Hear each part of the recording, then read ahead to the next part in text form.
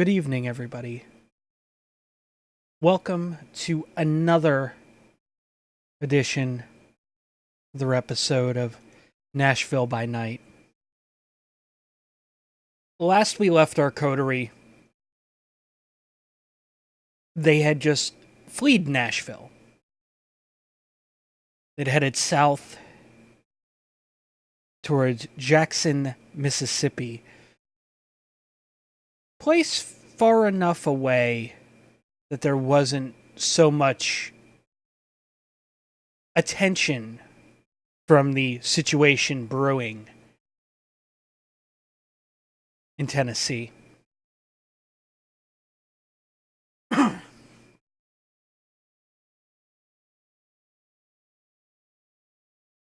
But as the week has gone, they've holed up in restoration area.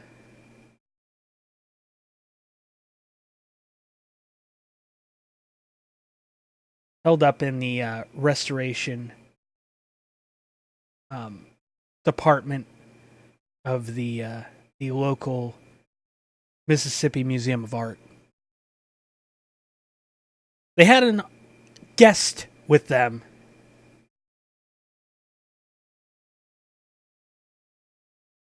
A to-go bag, so to speak. A human who was a present to them. Well, present to Bethany from Miss Vargas. In the weeks that have passed since they've been there, they've been in contact with Bryce, one of Miss Vargas's assistants, setting up all the necessary paperwork and covers that they need to go about their unlives relatively unnoticed. This leads us to tonight. Earlier today, a message was sent to the phone Miss Vargas provided, which was the phone that was on a body, if you guys remember correctly. Their only line of communication at this point. They spoke with Bryce, who seemed different.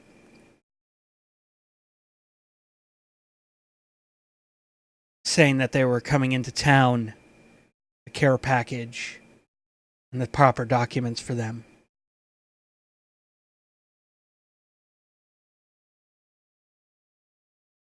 So let us begin on this night, this Sunday night, March 24th.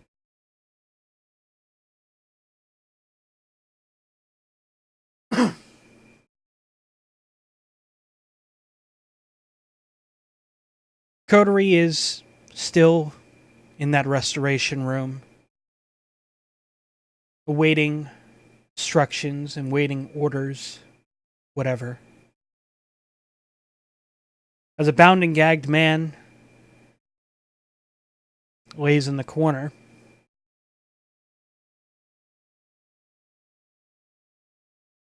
Bethany's to-go bag, so to speak. Not any info is provided yet from the to-go bag.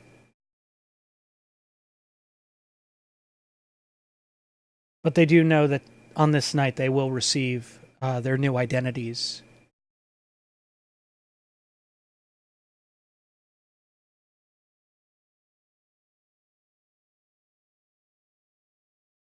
So, what is the Coterie currently doing?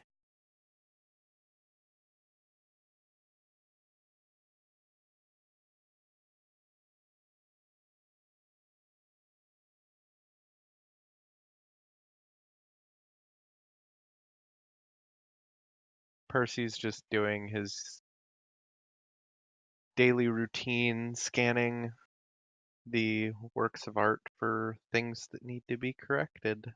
Something that he's gotten used to doing since coming here and being holed up.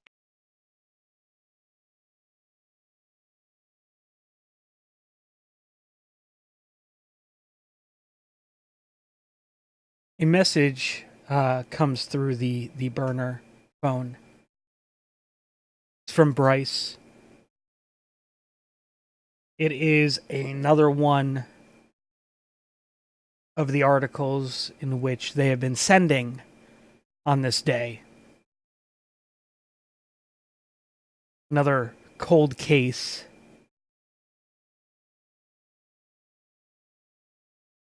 I wonder if they know I'm not actually reading those.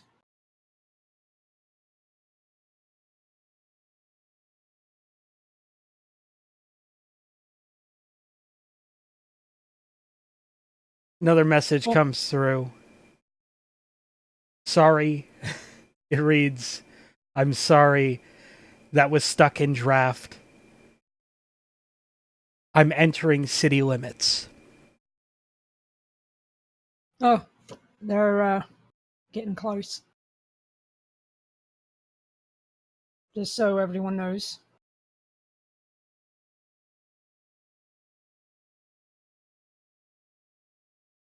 Well, I mean, let me know when they get here and I'll take a break from doing what I'm doing. And that way we can get this squared away.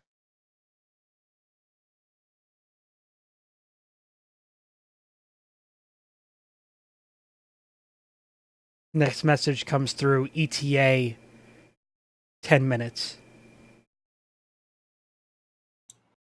They say they'll be in about 10 minutes. So how many news articles did Bryce send this time? And This time equally just as the one. important. All day? Meh. Too many for me to have counted? Give me a sec. Perhaps equally as important, do you think I should throw a sheet over our snack over there?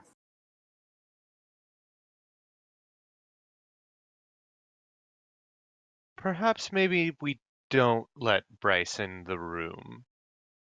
Yes? 11, 12, 13, 14, 16. Doesn't Bryce have to come in, though? 21. I think that's a new record.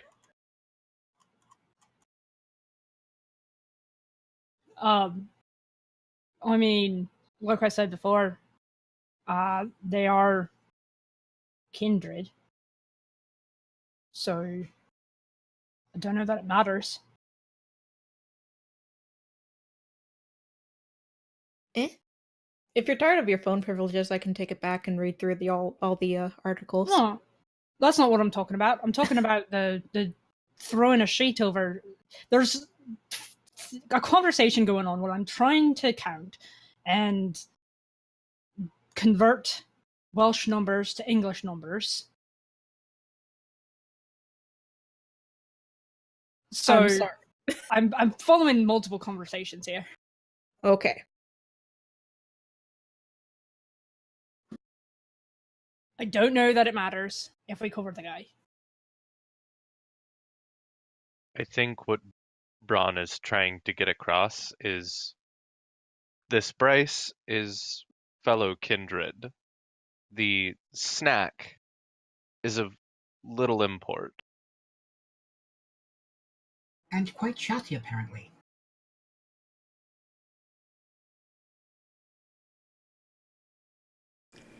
You have him gagged. He's not very chatty at all. Bryce. This Bryce is quite chatty. I don't know. From the sounds of it, I think we're getting a different Bryce. Mm-hmm. There's Bryce. They mentioned Bryce H, which I assume is the one we've been talking to. I would imagine this is a different Bryce, considering this one is Kindred.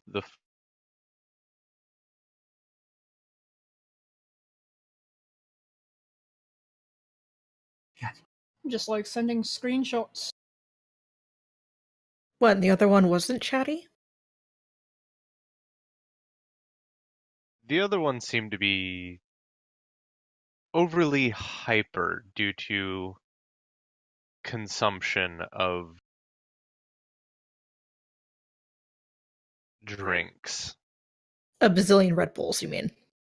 The word I would use is touched. I'd use that more so for Liefeld. That doesn't sound like a wise use of words at all. Might kill us.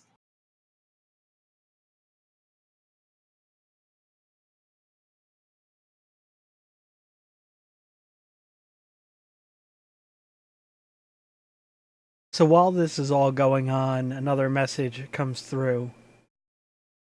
I'm in the parking lot. Well, they're in the parking lot, so about to find out everything for ourselves. Actually, hold on just a minute before you guys go anywhere. And Bran is gonna go, and he's gonna peek out the door since he has seen the picture that was sent, to make sure that the person in the parking lot looks like the person in the picture that he was sent. Not like opening the door wide, just like opening it enough to look out and see. So are you looking into the hallway, or? To the parking lot. Okay, so... There was the outer door to the parking lot. Okay, so you're gonna have to go up a couple flights of stairs first. But... I'm assuming you did. I thought there was a street entry to the place that we've been staying. There is a street... I had gathered last week. There is a street entry, however, you're in the sub-basement. We're two floors underground. Yeah. Gotcha. So then, yeah, it's gonna go up the stairs and check.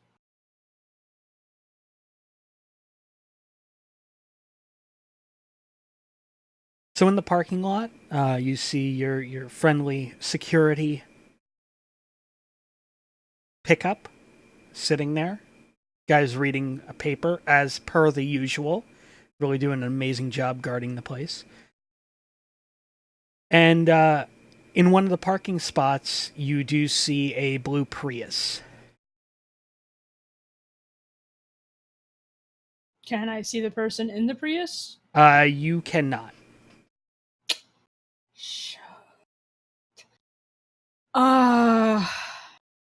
Is there, like, a way that I could, like, get around to... Is there like, any way to get cover so that I could get closer without being seen in order for me to see? No. I will tell you this much. It does have Tennessee plates. All right. Do I need to come up and use Sense the Unseen? Because I can. I mean, I don't know. I mean, if you feel so inclined, but I'm apparently 2 flights up from you, so I can't exactly just like call to you. Okay, fine. I will. You know. Just because I'm curious. So what I will do is I'm going to actually pull out the phone, and I'm going to text back. Take a picture of yourself with the building in the background. Okay. And as that message comes through, the door of the Prius opens. A woman steps out and proceeds to take a photo. You receive the photo, and you see it as the same person. All right. Then I will reply, be out in just a minute, and I'm going to go back down and get the others.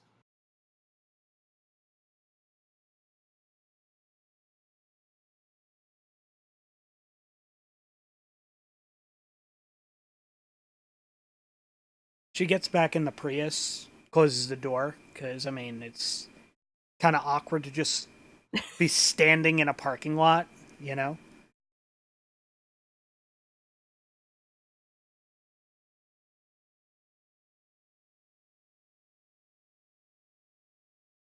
All right, it's her.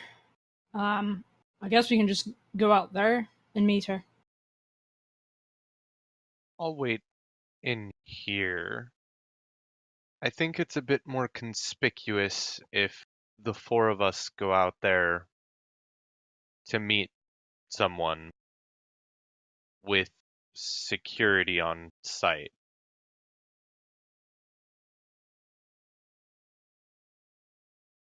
I'm going to be polite and actually greet our visitor.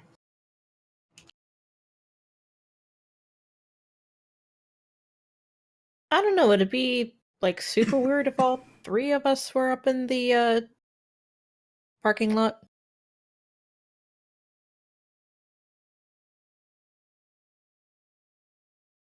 I know you're not looking at me for questions on what's socially appropriate. Fair. Very well. I'll stay down here. The two of you who've handled the phone, go on and up and talk with your chat buddy. Probably better that way. Braun's gonna shrug and just start walking towards the stairs, and whoever follows him follows him. I'm gonna scurry on after Braun. And then I guess go on outside to the Prius and knock on the window. I don't know. The window rolls down, and she turns her head, just smiles. Hey, it's nice to see you guys face to face.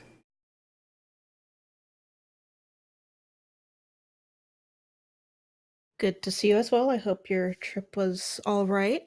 It was all right. I mean, you know how these roads are, all those roadblocks.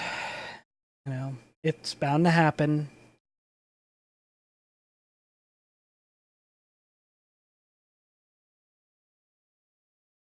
Oh, is there still that one roadblock just when you enter what was it, when we entered the state? Well, I mean, it's a Sunday night, and this area does have. I mean, let's be honest. Most of this country has a problem with those drunk drivers, so they set those up most weekends all over.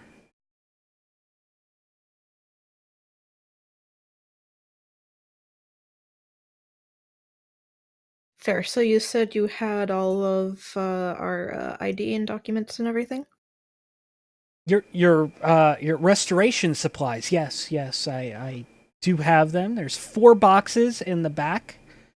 I expected all of you guys to come out here because, I mean, I don't expect you guys to carry all of them yourselves, because it may be a bit suspicious. The others decided it would be suspicious for all 4 of us to come out. Just take trips, I guess. Or send them up for theirs. You know what? Shouldn't be doing this. But I think it's only fair that if you guys want some of the extra goodies in their boxes, you can have them to yourself, and we'll just say that they didn't get extra requisitions. How big are these boxes? They are totes. And you know there are mates, right? Or friends. Whatever. Well, they're not Mate friendly isn't enough the to come out term. and meet me. Bron's just gonna walk to the back of the car. Just be like, I'm not arguing with this. It's like I'm not arguing with this. Like how heavy are these totes? Like, is there any way that Bron could?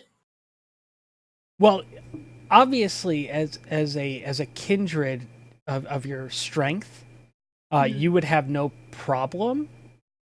But there's also a security guard there, and it'd be a little suspicious to see one person carrying 4 50-pound totes. Well, okay, then he's just gonna grab one tote, take it inside, go grab the other tote, like set it like right inside the door, go grab the other tote, and then once they're inside, the security guard won't see anything because he's just paying attention to his paper. Yeah, but there's also cameras in the Or you museum. could grab 2 and I could grab 2. I mean, still though, that's 100 pounds.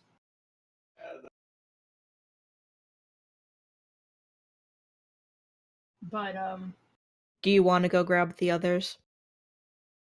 I mean, I'm not saying that Bron's going to carry all of them. I'm just saying that, like, because, you know, sometimes when you don't want to, when, you know, you make trips, I don't know if anyone else does this, but, like, you bring everything to the door, set it inside the door, and then move, you know, once you got everything technically inside the building, it's reasonably assumed that you could then go one by one, too. But what if Bron just grabs 2 to carry down the stairs?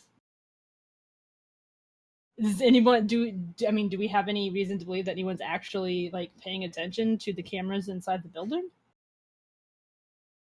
I mean, you guys something have like totes.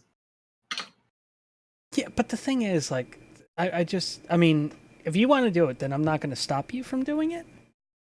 I'm just saying from a storyteller standpoint that if somebody happens to be watching, that would raise a bit of suspicion. Of course, they don't know how heavy those totes are, but you know what I'm saying. Right. I mean, that's kind of where the security guard is a little more obvious, because the security guard sees you have 2 stacked totes and is like, "Oh, here, let me help you," and then realizes how heavy the tote is. Mm-hmm. But like he's going to do anything that requires putting down his paper. Well, I mean, that's fair, but still, on the safe side. I mean, he might for Percy, but that's just because Percy actually goes out and talks to him.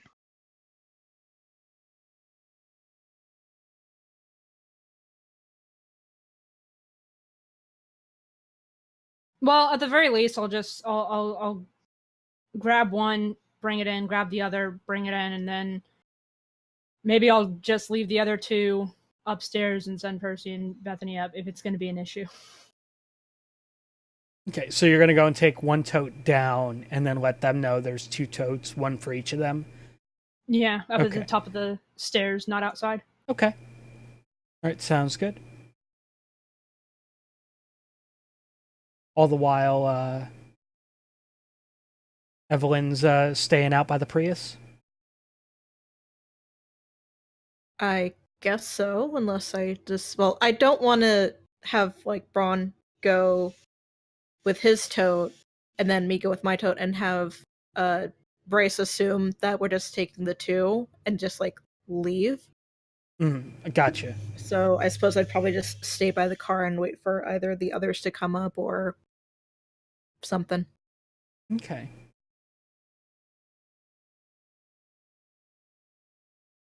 From my understanding of the situation, it sounds like Bron's going to be making like 3 trips, and on the 3rd trip, Evelyn will walk back with Bron. Only if Evelyn is carrying one. Otherwise, Bron's making 4 trips.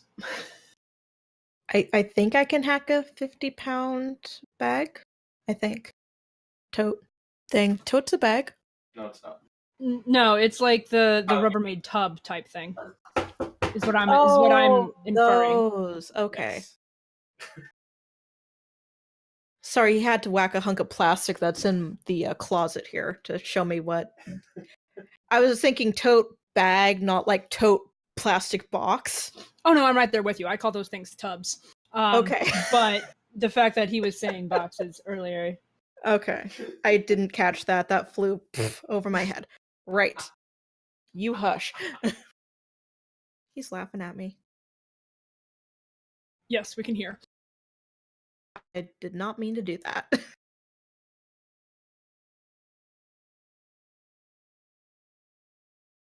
So while your friend gets the totes, I guess, do you want to have a seat and we can kind of have a brief discussion because you and I have quite a bit to talk about.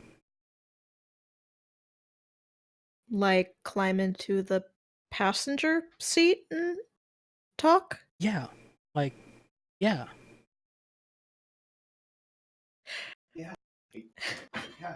Out of character, this doesn't seem bad at all. This is a perfectly sound idea. Let me get into this car of a stranger. Sorry, I'm in a flighty mood today. Well, why can't I just stand out here and talk? Because I don't want you to get uncomfortable.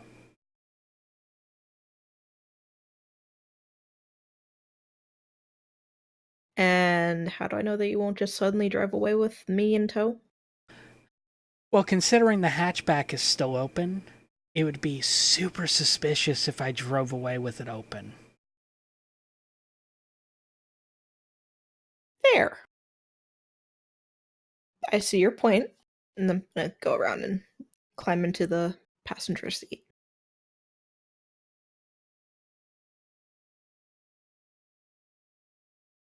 So how long have you lived this life? Oh, what are we in now? Late May? March. No, not May. March. I always get those two mixed up. Almost a year? Which of us is from a foreign country and speaks a foreign language? Shh. I might be a little bit dyslexic. I don't know. So, have you read the messages I sent earlier?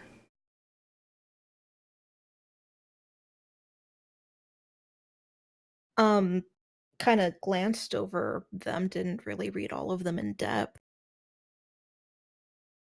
Okay, well, you see, I keep a scrapbook of everything our, what do the kids say, Vamp Daddy has done. And yeah, it's not.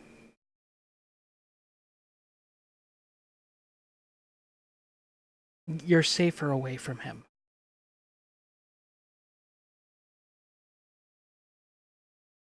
I kind of gathered that, even though it sounds like he's raising quite a bit of hell up there without me. Yeah, he is, but you know what? It's just what he does. He goes through these phases. You know, he does some murders, sires a child, loses the child, goes on a rampage, moves to a new city, so on and so forth. That's the way he's done things since they kicked him out of the Sabbat.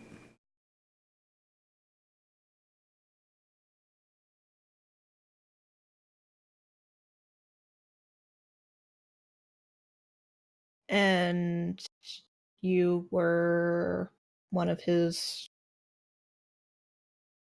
from way back when? 1980s. 84.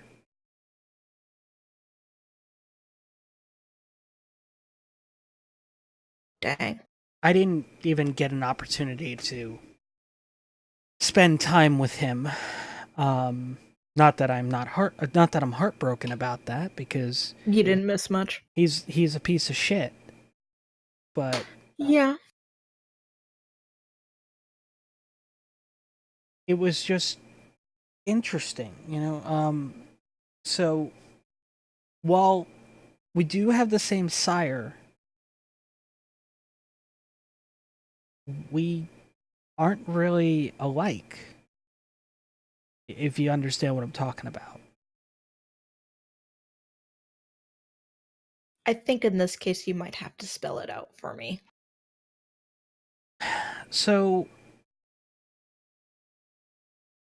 the embrace didn't take, per se. It happens every now and then. It's more common when a young vampire, like a 13th generation, tries to sire somebody. But there are those rare cases that occasionally for some reason whatsoever, the embrace doesn't take, and you end up, well, in my case, we like to be called Duskborn. Have you heard that term before? I can't say that I have. Have you heard the more derogatory term, Thin Blood? That one I'm more familiar with. They're the same thing. We prefer to be called Duskborn because it's less of a fuck you to us. It has its advantages. It really does. It has disadvantages as well. For example, I can go out during the day. That is an advantage. I don't heal like a vampire, though, which sucks. Yeah, I'd say that's definitely a disadvantage. Yeah, but think of it this way: it's a nice little trade-off. You know, yeah, sure. I don't put myself in harm's way, so I really don't have to worry about like being stabbed or shot or whatnot. But if I want, I can watch a sunrise. You know.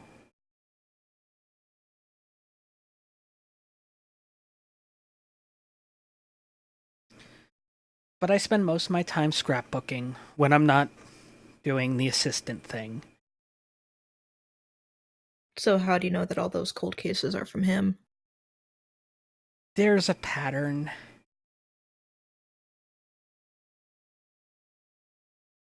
People. So, you know that the Sabbat kept tabs on him, right? Yeah, and then what, lost track of him after a certain amount of time? They lost track of him in the early 2000s. But all those locations, all those places that those murders happened, just so happens he was in those same cities. I mean, if it was like one or two, it would be pure coincidence, but we know him. We know how he is. We know how he loves to just destroy. He thinks it's beautiful. I don't get it. He loves to see the anguish and the torture and the torment on his victims' faces. But at the end of the day, there's just too many coincidences.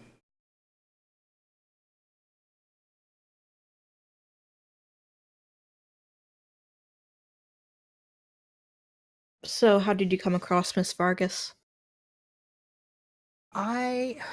So Miss Vargas basically found me scavenging for scraps. I didn't know what I was. You know, I don't frenzy. Like, I would get hungry, I would eat, but I'd still be hungry. Because I wasn't having blood. And then started...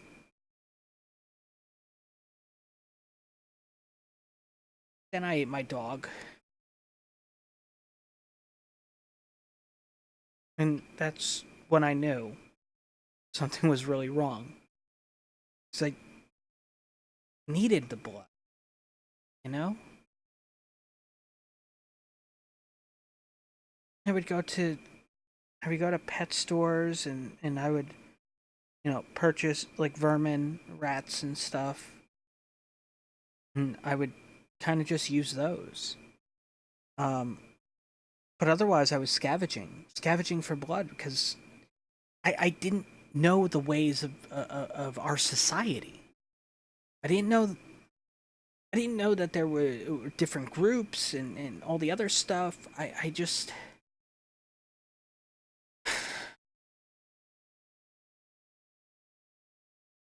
I didn't know how to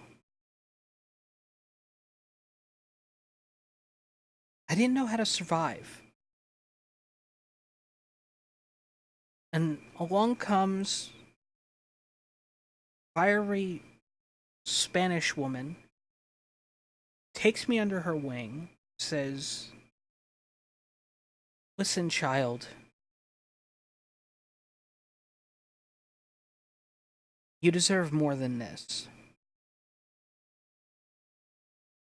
Let me show you about our society."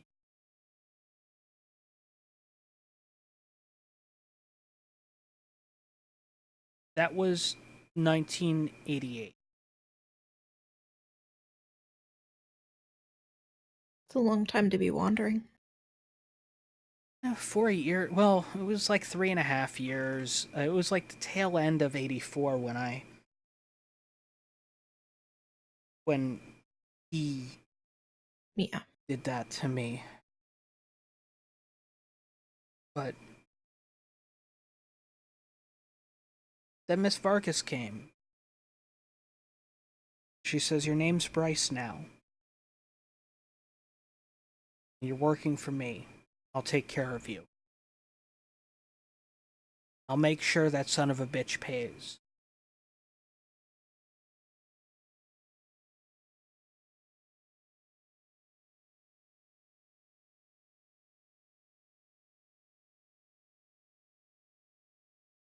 So how many other Bryces does she have? There's like 15 of us. And all of you are named Bryce. How do you separate who's who? Oh, so I'm Bryce K. There's Bryce H and Bryce B. It's just like Bryce and then the last name. Whatever it would be. Just the letter of it. It gets kind of confusing when she's a little annoyed and she just goes, "Bryce!" And we all come running. Oh.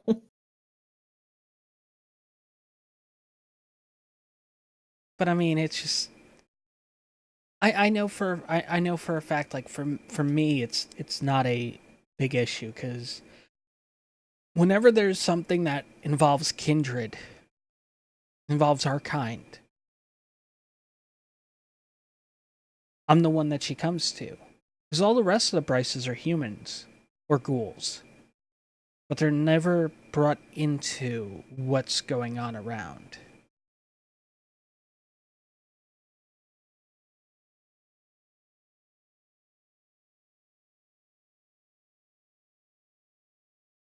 Explain why she has you for super special secret stuff like this. Well, it's easier to trust kindred to keep kindred secrets.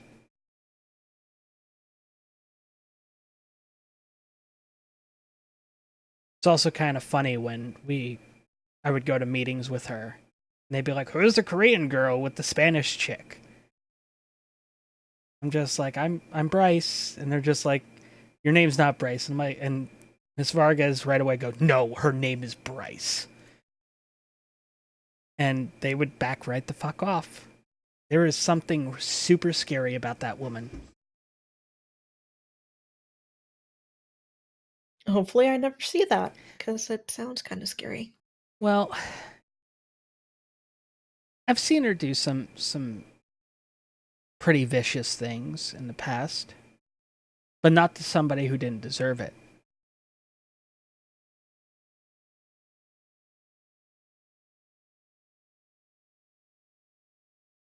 That being the case,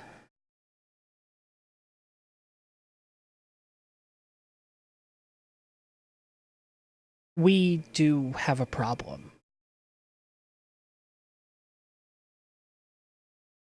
You mean outside of the rampaging sire in Nashville problem?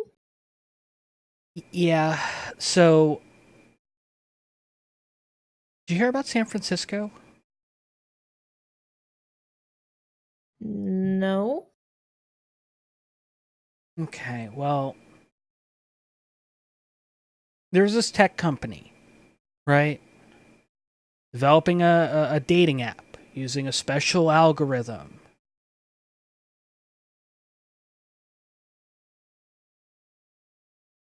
It was Kindred behind it.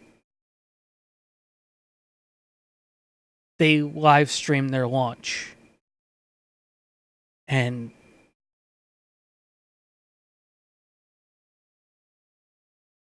there may have been an exposure of that we exist on that live stream. So there's, I mean, this affects all of us. Yeah, I'd say that's a bit of a problem. Yeah, company was called Tender, right? They've postponed their launch, which is good. The app itself was ingenious, though. You know how you prefer certain types of blood? I mean, Yeah. being a Toreador, most likely it's those that are infused with lust and whatnot, right? So this app was marketed to everyone as a way to meet their true soulmate. But for Kindred, it was a way for us to find users locally that met our specific tastes. Actually would have been quite useful. But cat's out of the bag now, you know? I don't see that. Listen, technology, it's a double-edged sword. I mean, you can't be like the fucking Cam and be like, oh, all technology's bad, blah, blah, blah. Oh, ShrekNet went down, and now we got hunters on our doorstep, and the Tremere, and blah, blah, blah. Like, we can't say that all of it's bad. You know, an app like that, if somebody didn't fuck up, that would have been big for us. That would have been like the ideal way for us to hunt. You know what I'm saying? But It would make a lot of things easier. yeah, as opposed to, you know, just looking at you, going to a wine bar, getting somebody a little tipsy, getting them, you know, teasing them a bit so they get a little horned up, and then She was well on her way to that. I had nothing to do with her sobriety. wait, what? Nothing. Ignore me. It's been a long day. I take it was a recent thing that I just touched on. Okay? A little bit. Anyways. But you wouldn't have to go out there and seek these people out. You could just, you know, they'd be like a swipe away, you know? I mean, you could still use like Tinder or like Plenty of Fish or any of those other dating apps to do the same thing, but this, oh, I feel like having somebody who's sad. Oh, look at that. somebody in the area feeling sad. Let me swipe on that. Force that match. I mean, it would have been great. But no, they fucked it up. Fucked it up. And now, because of that, we're going to be under even more scrutiny from the kind. And it's going to make it harder for everybody. It really will.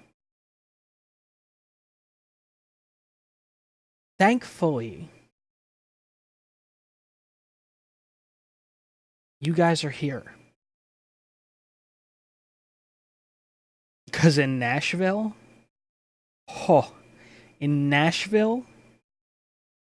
yeah, we have Damien running around doing all his bullshit, basically trying to order the Camarilla to look for you. In the meantime, he's also looking for new victims, but that's neither here nor there. We have the Second Inquisition still raiding havens. I mean, right now, the office, you know how uncomfortable it is to have 15 people in an RV? 16 people on an RV, rather? It's really fucking uncomfortable. And it's because we can't have a set haven for fear that the Second Inquisition is going to go and just bust down the door and cause issues. Of course, the other Bryces would be fine for the most part. But, you know, me, well, I could probably pass as human. Unless they did, like, really rigorous, like, medical testing on me. But Miss Vargas would be completely done.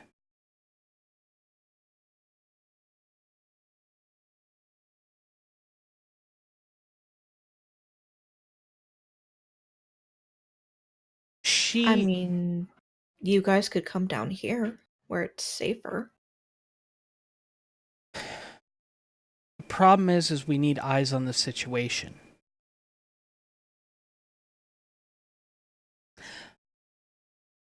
And to be honest with you, I didn't ask for this assignment. I would much rather still be there.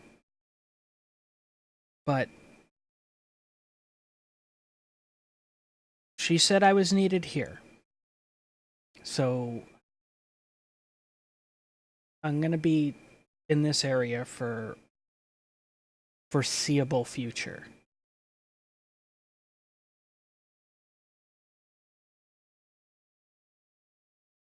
By the way, what did you guys think of the names?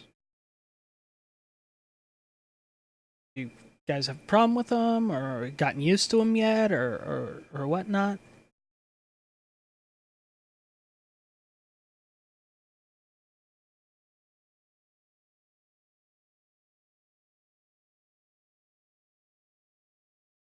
I'm going to take that silence as you haven't had to use your new names yet, so. Out of character, that silence was because my connection dropped. I didn't hear anything you said in like the last 2 minutes.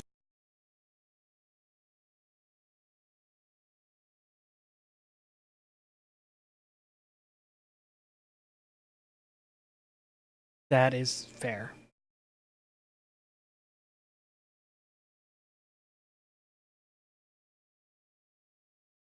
I mean, I've only had to use the new name if I was meeting somebody at said wine bar across the street. Other than that, That's fair.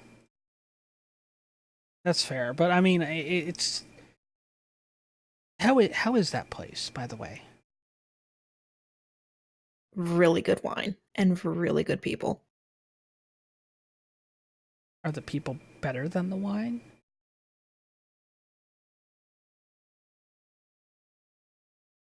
Yeah, I'd say so. Good bit of the how can I say this without being too silly. I take it they have some good local flavor there. Yeah. Yep. Good to know. That is good to know.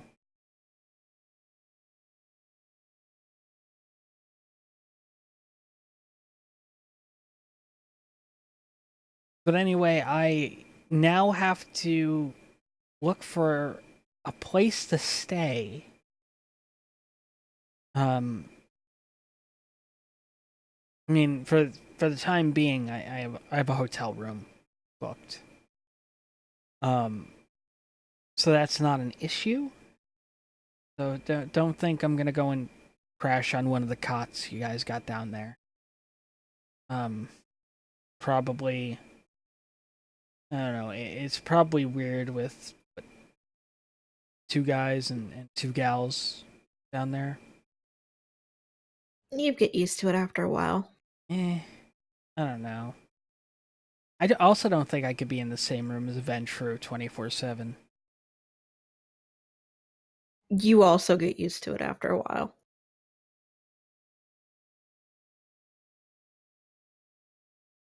But oh, also not to mention the wolf and the dog.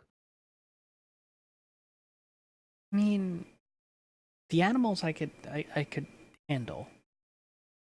You know, I could deal with that. The Ventrue, not so much. The Ventrue, not so much. Let's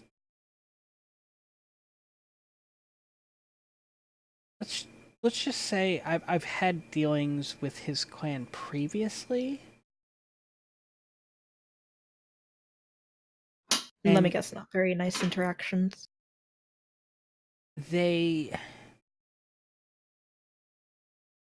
So you know how if a Ventrue turns against the Cam and becomes an Anarch, they have a blood hunt? Yep. So just being a Duskborn, typically the Ventrue have a blood hunt on you. Oh.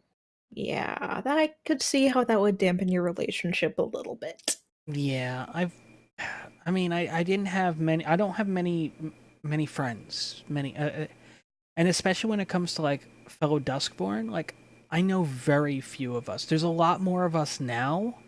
I mean, but then again, there's a lot of younger vampires deciding that they need to have their own kids, basically. But I mean, it's I don't know.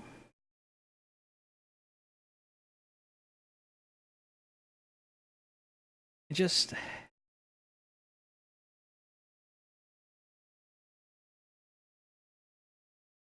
you want like bodyguard company for the night? I'd be useless to you when daylight hits, but I mean just like friend company, not like other company. well, I mean, I'm gonna be in town a lot. I'm working on getting my credentials so I can come and go through the museum as I please. Mm-hmm. I was tasked with a few tasks upon getting here, one of which was your care packages. It's probably been not the easiest to hunt. I mean, for you, apparently there's a wine bar and you're having a great time there.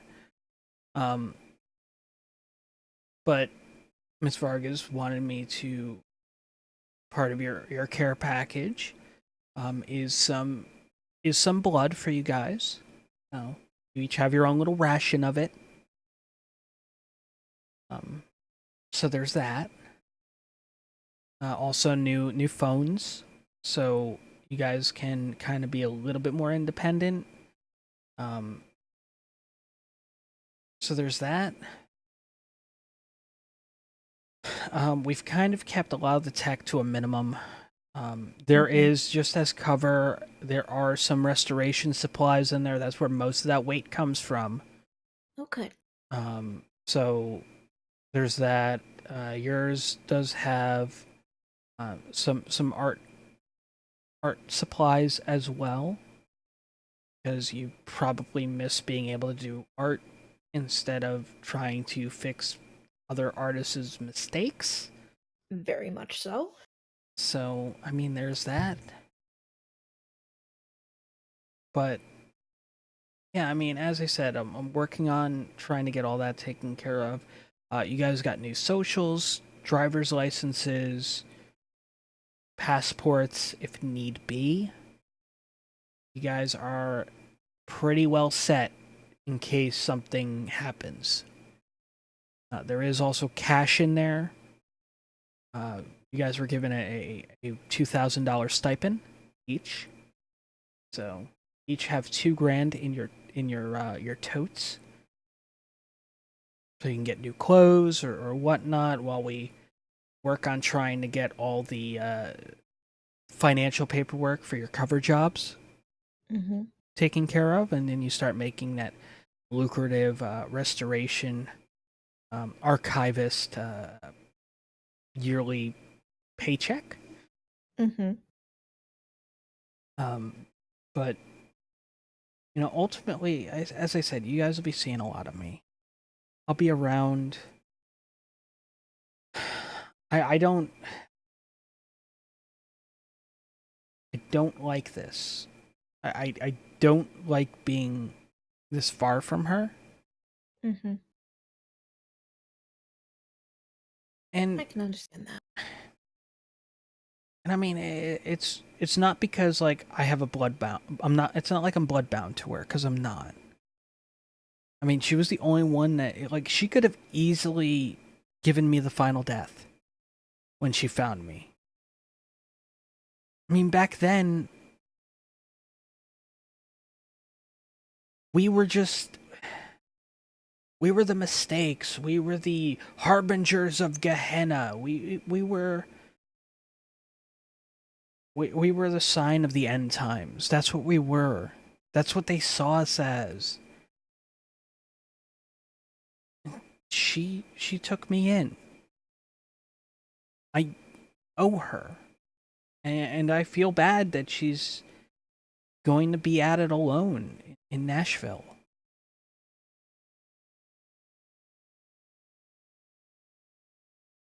I mean, she can't tell, like, she can't have the other Bryces find out that she's not human, you know? Right. It's going to be extremely hard for her to hunt.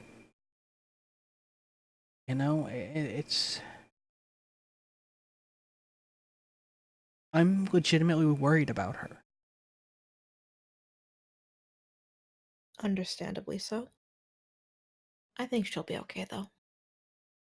I don't doubt she'll be fine. I mean, shit, I remember back in 94 watching her take out a whole squad of Society of Leopold. Like, she did it so quick too. Like, it was utterly amazing just watching her wield that darkness and just crumpling them up like fucking used tissue. It was... wow. So I'm not worried about her safety in that sense. I'm just worried that with me not around, she may slip into some of her older habits. I mean, Like... So you've only been at this a year. Have you ever been told that, like, you need to hold on to your humanity lest the beast takes over and such? Not really in that sense. Okay, well, there's many paths to keep the beast at bay. We all have the beast. Now, for Duskborn, the beast is more inert, so to speak. Versus, you're full kindred. And that beast is just waiting to uncoil itself and take control. Mm-hmm.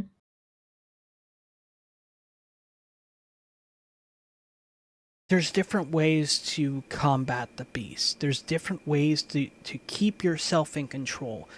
One of the most known ways is to stay in touch with your humanity. Path of Humanitas.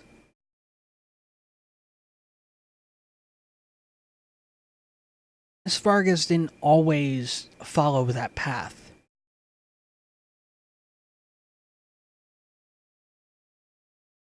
And in all actuality, it's more of a new development for her to start following that path.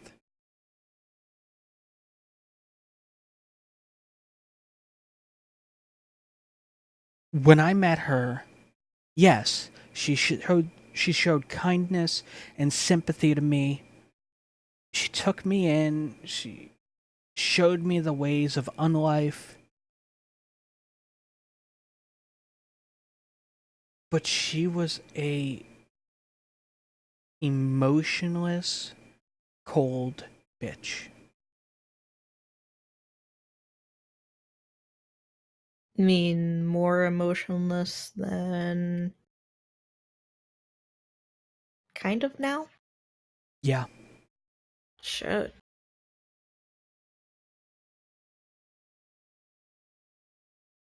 She felt no sympathy for anybody. I mean, to an extent, she still doesn't accept failure. You fail her and she will gladly give you the final death. I've seen her do that to many a kindred over the years. But all in all, she's kind of softened up a little bit.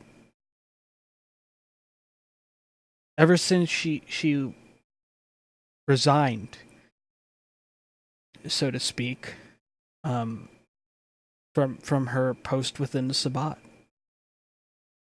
When she said, "You guys are going against the Code of Milan. This crusade of yours is all for personal gain." And she walked away. And ever since she did that, she's been better person.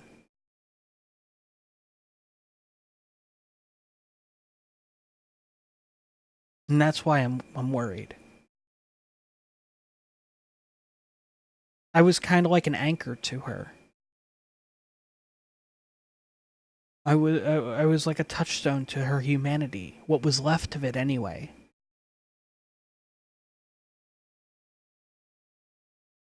But she sent me away. I mean, only for a short amount of time, right? We could hope. We can hope. But I remember her telling me the details on my little trip. He goes, "Bryce, I need you to get all the documents together, set up the care packages." And I'm like, where, how are we getting the care packages there and all the documents and stuff like that? And she's just like, "You're driving it." And I was like, "What?" She goes, "Yeah, you're driving it to them. This is very important for you. I know you have an obsession over your sire."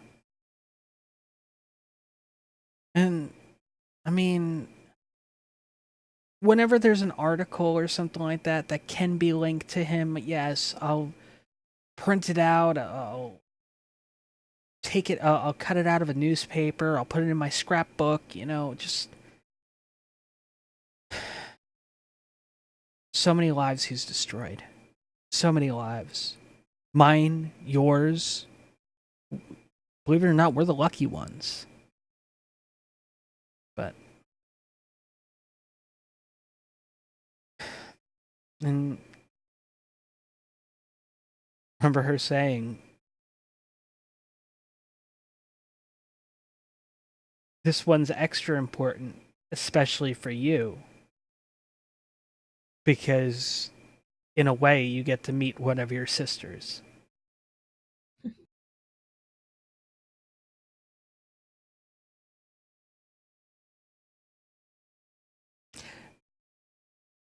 She kind of just, tilts her head down very emotionally. Like she's ready to cry, but she doesn't cry. Mm-hmm.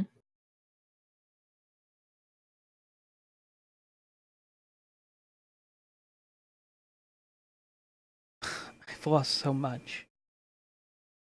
Lost so much over the years. Both in my death and in my unlife, I've lost a lot.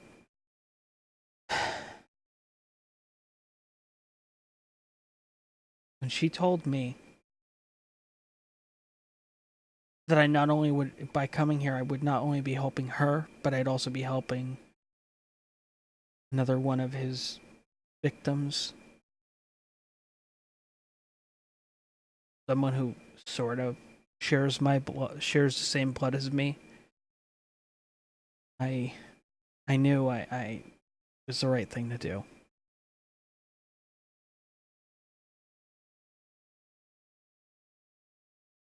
I'm glad you made it here safely. Getting here safe wasn't the issue.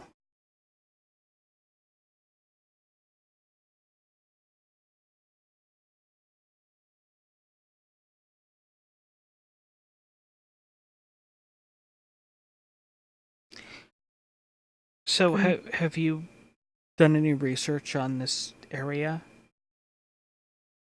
Besides the local social gathering places? Not terribly much, no.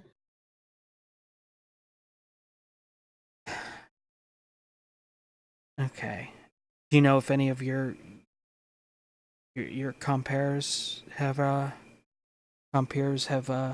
done that? Maybe. But we'd have to go ask, or I'd have to go ask. Okay. Let's bring in this tote, and we can all have a nice little discussion about some of the things you guys may or may not need to worry about considering where you are. Okay.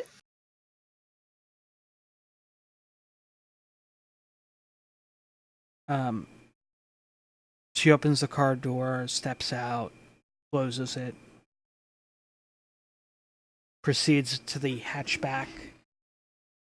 She grabs the tote and waits. I'm gonna get out of the car and lead her on down.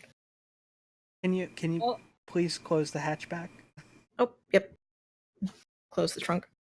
Or the back. Also, for the record, I didn't want to interrupt, but when all the totes made their way down to the other three totes made their way down, Bran absolutely came outside and was leaning against the wall, waiting to keep an eye on. I just didn't want to interrupt anything to.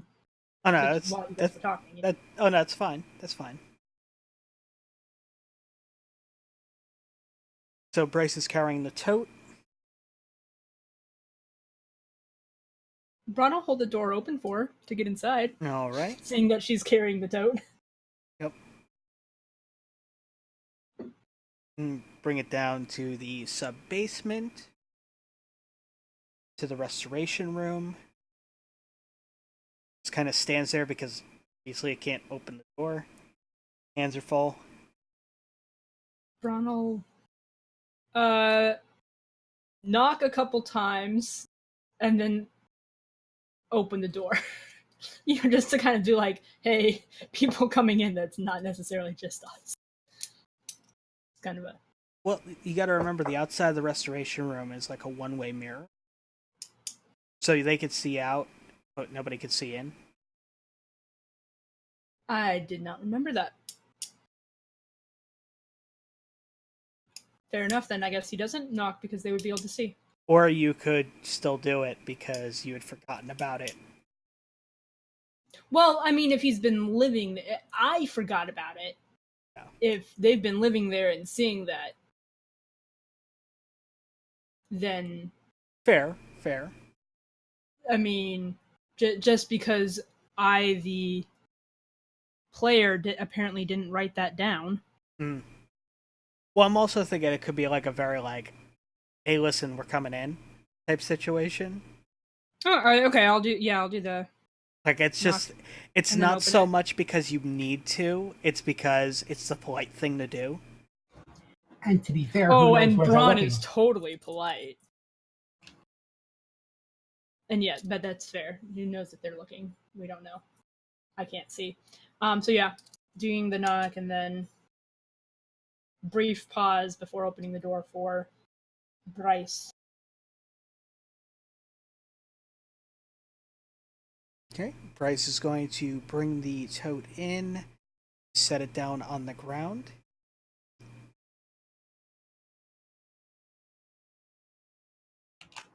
Bethany steps forward and says, "Hello, it is very grand to meet you. I wanted to be a gracious hostess and come up and greet you personally, but I was outvoted 3-1. I did not vote anything about that. I also did not hear you standing up for my position, so I assumed you were going with the majority." It's all right. Don't worry about it. I understand Ventrue votes count 3-1 anyway, so.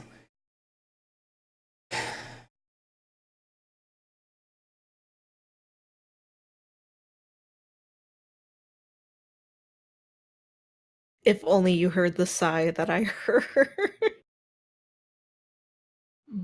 Bran is honestly trying to figure out if that's an insult to Percy or if that's a compliment. It's an insult. Well, It's yes, an insult. but Bran being Bran and not fully keyed in on social things, probably still trying to figure out whether it's an insult or a compliment, because I mean, she did just say that basically he has more sway. Could be a compliment.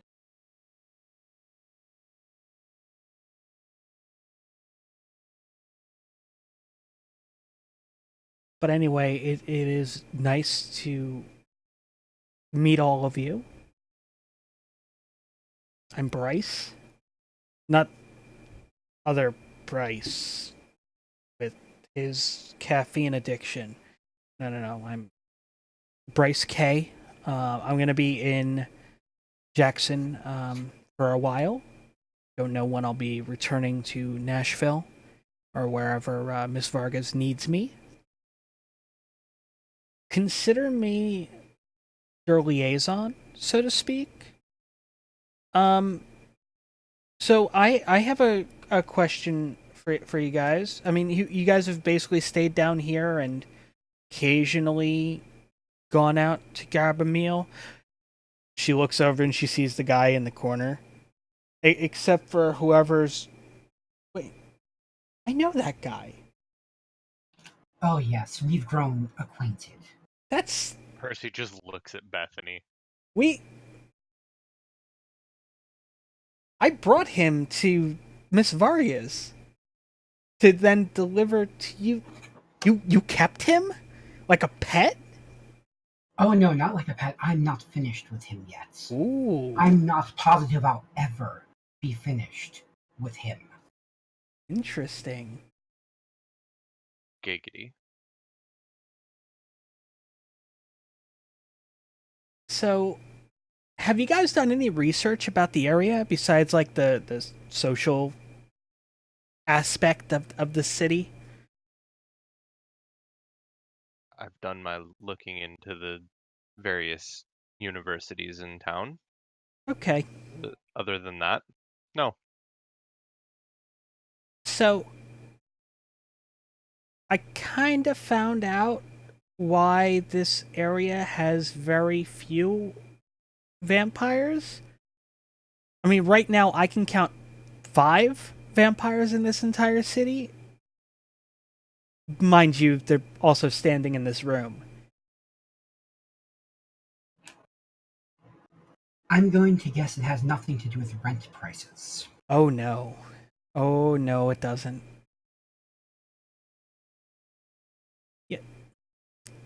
You see, vampires tend to stay out of more rural areas. Not to say Jackson's a rural area, but you know what I'm saying, right? They tend to stay out of they tend to avoid the more rustic locations. Yes, I mean you'll find Nosferatu and Gangrel. No offense, in those areas. But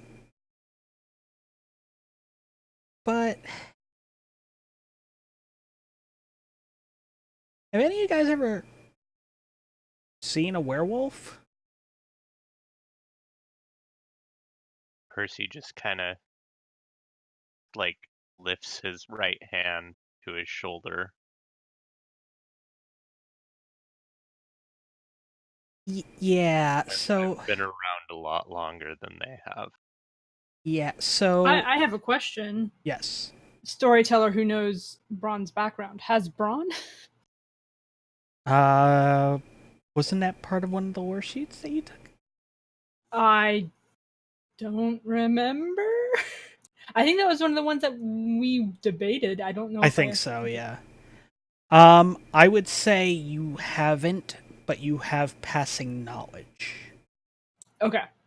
I just wasn't sure as far as Considering the whole sire Owen situation. went. Yeah, considering Owen, you have a passing knowledge. Alright. And you know that they are really fucking dangerous. Thanks to Yulia, Percy is very aware. Bitch.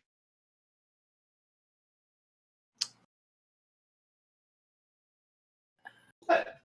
He's So, yeah, I'm not gonna say this is werewolf country, but this is werewolf kind country. of this is kind of werewolf country. Fuck. Yeah.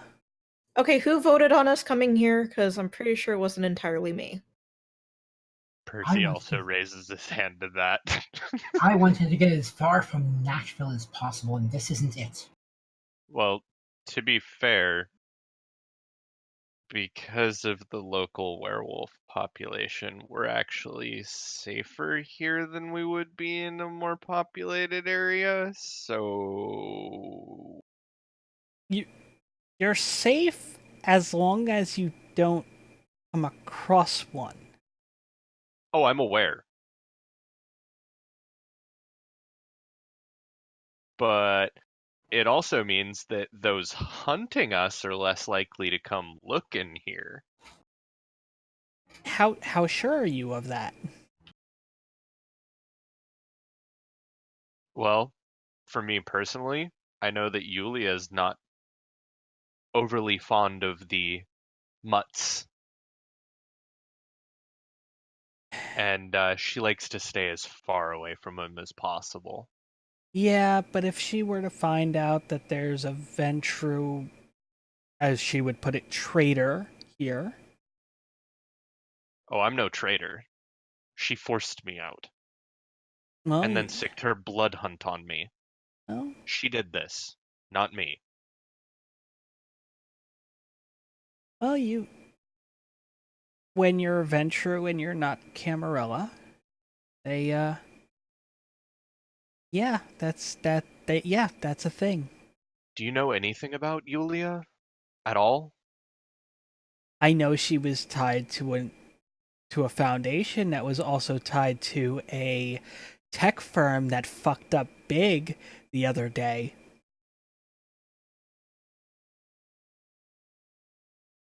Yeah. Her children don't tend to last long because she abandons them in various cities not under cam control, and then claims that they left the cam so that she can then hunt them down like rabid animals with her blood hunt. Well, I mean, with her being part of the Fraser Foundation being part of another thing which is tied to events that happened in San Francisco. You guys heard about that, right? I know I already let Evelyn know about it because she wasn't privy, but No, I have tried to distance myself as much as humanly possible, or in this case, inhumanly possible, from any and all things Yulia. okay. I've never been fond of watching the news. There's so much bad stories out there these days. You never know what will happen. You're not wrong. So, the TLDR on this is tech company, new dating app, right? They're having a big launch party in San Francisco, and their CEO exposes vampires.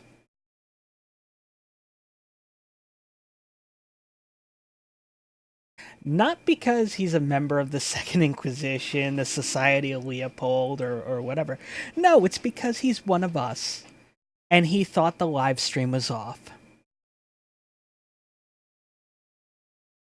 By exposed, you don't mean undressed. No, I mean he called the people in attendance kind, mentioned him and his kindred brothers and sisters, and how the kind are nothing but bovine cattle.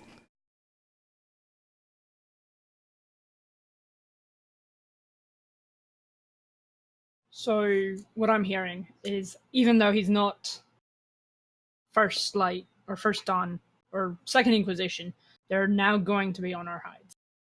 So the thing is about this dating app, okay? It would have been perfect for us. It would have been absolutely perfect for us. You know how certain emotions of a person makes their blood taste a certain way? You may prefer one type over another. Gives it a particular bouquet. Exactly. For the kind, it was just a dating app. It was a way for them to find their soulmate. For us, it would have been a way for us to find that particular bouquet we were craving.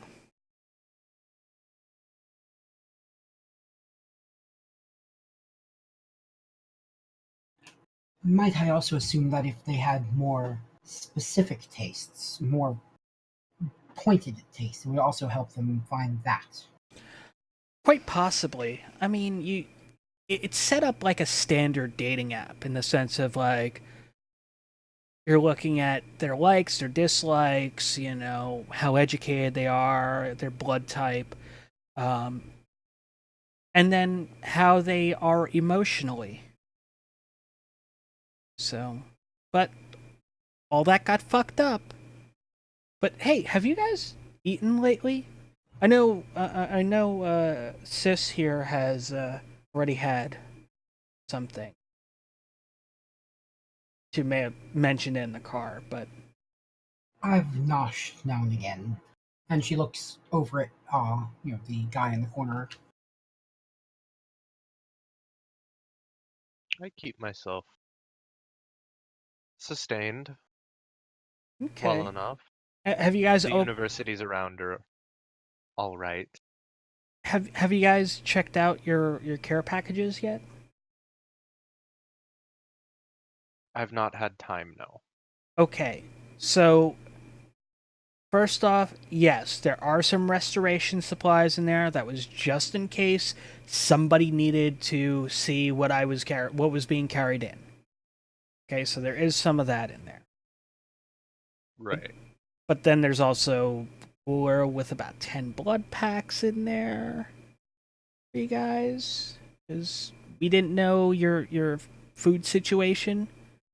I know it's not going to have the same punch as something right from the tap, but It is still greatly appreciated. also, I can't. Ms. Vargas can't have you guys all fighting over one mobile device. Because you guys are kind of cut off from like society, right? So you each have new mobile devices. So there's that. Yay. Just be careful where you surf and make sure to either go into incognito mode or delete your browser history. Just saying.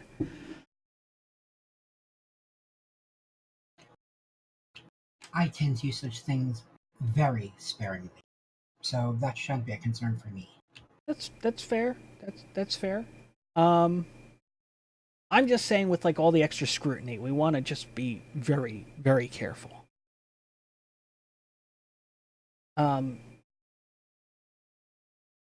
So Arabelle. Yes. So you have kind of gotten a little accustomed to your new name. Well, I recognize it as assigned to me, so. Okay, yes. cool. Awesome. So Miss Vargas may or may not have had somebody check in on somebody that is close to you to make sure they are they are all right as well. Again, that is much appreciated. Well, I mean, I don't want to just kind of spell it out, but just so you know, she's safe. Wasn't she supposed to be joining us here? Who? I'm assuming you're talking about Charlotte. Oh, well, I'm not talking Charlotte.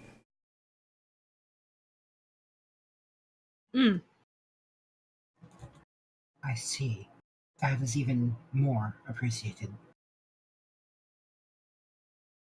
Her reach must be great indeed.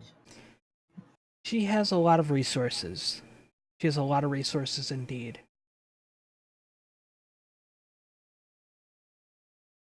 Lachlan. Yeah. So, just to let you know, I made sure I had at my hand in choosing the douchiest name for you, because you're Ventru, so sorry, but not sorry. Ms. Vargas? Hey, at least I didn't get rain. It's pronounced Rayen. Looks like rain. Rayen. That reminds No me. wonder she gave you the douchey name. Comment like that, I'm kind of upset that I shut down one of the other Bryces, going, how about Geralt?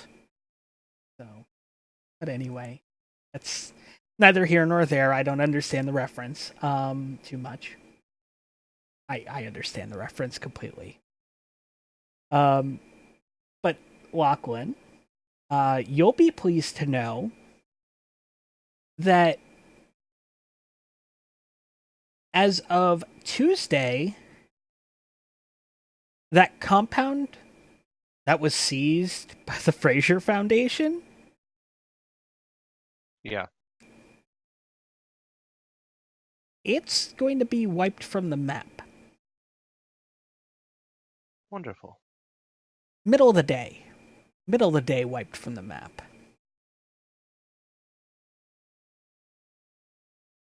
I mean, Yulia wouldn't have found anything anyway. Yeah, but at the same time, she's using it to house some of her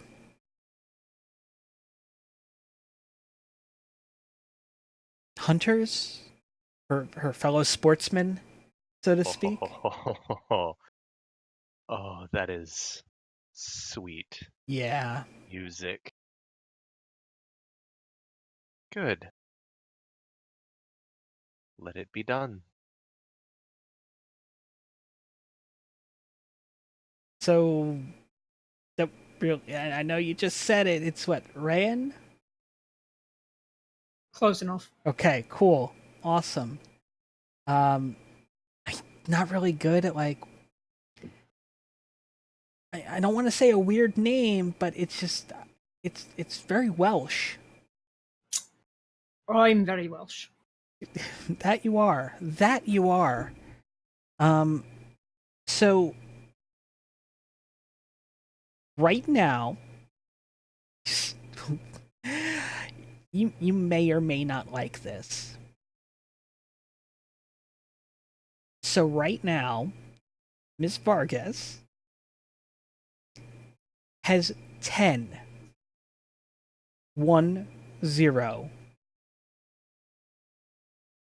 First Light operatives who may or may not have had something to do with your buddy Owen.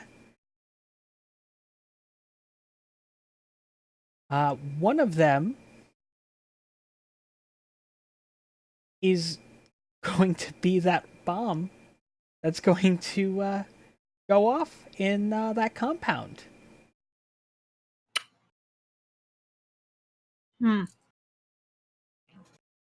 Bethany looks over at the corner. Now, aren't you glad I brought you with us? Miss Vargas doesn't really like loose ends. And one thing she likes even less is keeping opposition strong.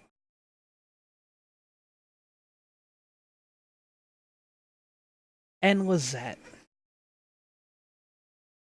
I know we had that lovely chat in the car and all of that. I filled you in on a lot of things, and I'll show you my scrapbook later. You don't have to worry. We can kind of piece the things together. It'll be great. Thank you.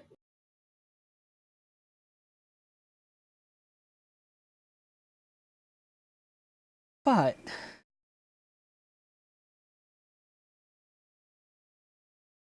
as we speak, there is a private party taking place at where your gallery was.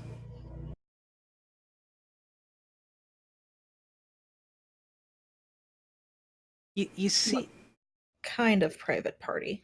oh, the kind of private party that that our vamp daddy likes to throw.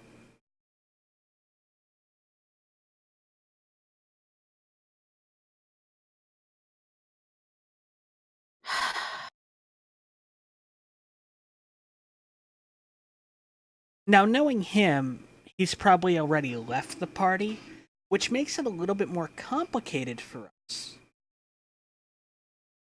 But knowing him, he's also left some of his, what does he call them? Broken toys behind to mind the festivities. Mm-hmm. Bryce pulls out her phone and starts typing away. And then tucks it back into her pocket. And now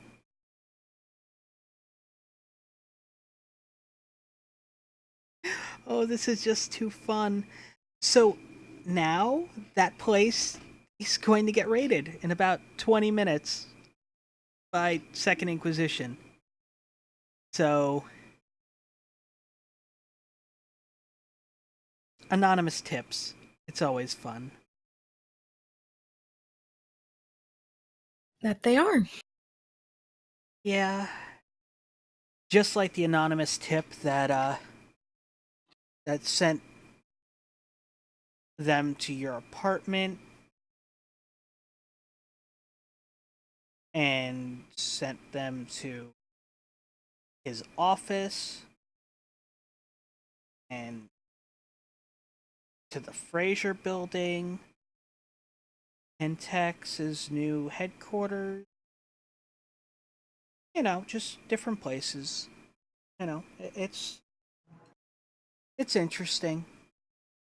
There is a certain beauty to pitting one's enemy against another enemy. Oh, it's absolutely delicious. It really is. It really, really is.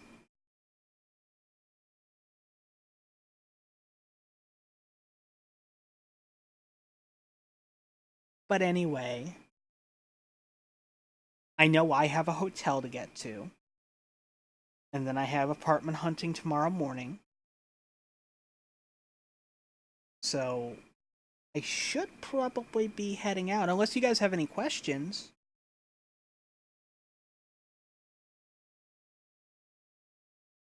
No questions from me.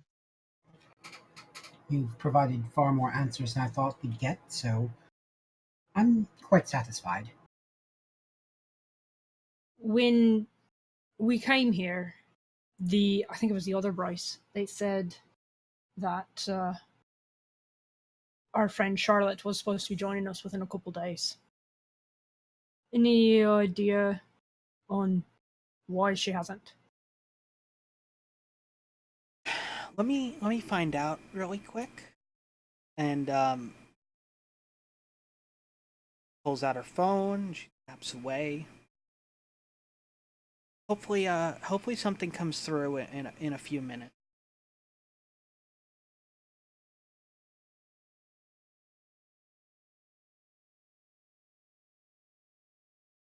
But yeah, that's kind of weird that she didn't show up if you were told that she would.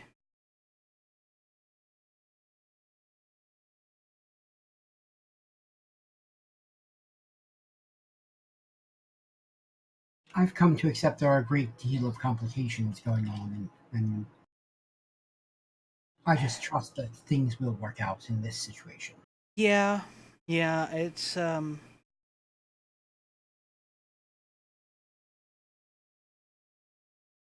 her phone buzzes. Looks at it. Ah.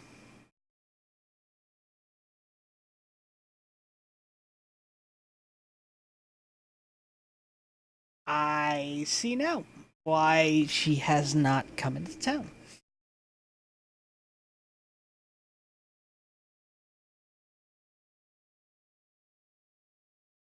You Care go on. to enlighten us?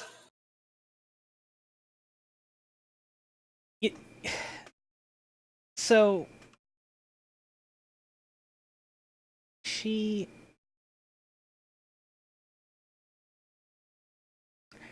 may have been given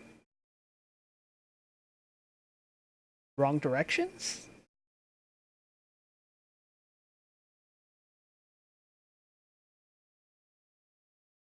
You see, you got Hell. it was probably because of a typo. It's probably because of a typo. See, you guys are in Jackson, Mississippi. Jackson, MI. She is in Jackson, MO.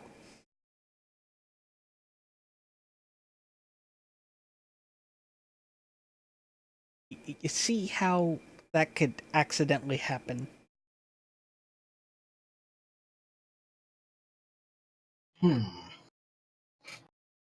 And unfortunately,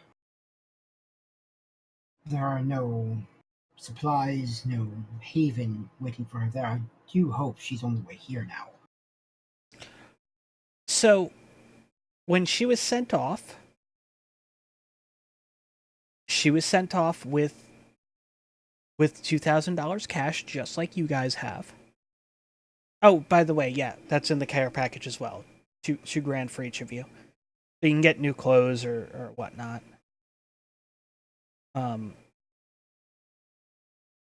So Many Phillips of petrol. yeah, I heard about that. I thought that was kind of funny. I mean, she puts her hand in her face in her hand, kind of just rubs her temples a little bit and goes, I don't understand. Like, you're a venturer, right? Yeah. Every venturer I've ever known doesn't pay for shit. Yeah, about that. I've been on my own for the last 3 decades. Uh-huh. Kind of lost the luxury about 3 decades ago. So let me get this straight. You haven't been able to dominate people for 3 decades? No, I just don't really care. Oh, that's hilarious. You see, if I had access to that, you better believe I'd be using that to, like, pay for my gas or my hotel room or things like that. Be like, oh yeah, no, I'm already in your system. Dominate, you know?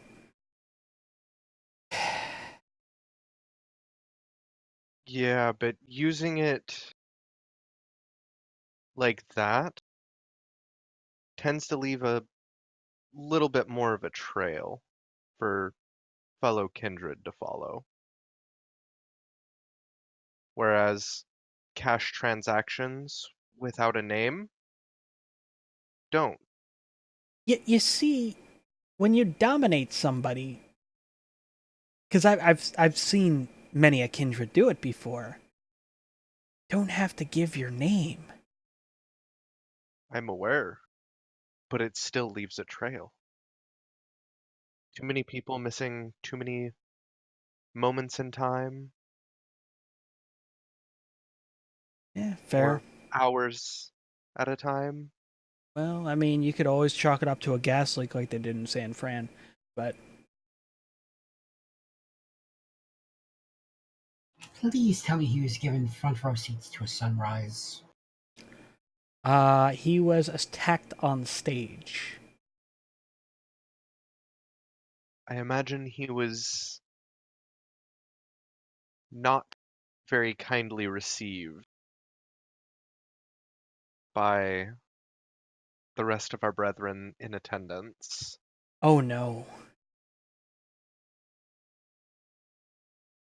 Oh no, he surely was not. I've borne witness to one other minor breach in the past. Mm-hmm. It was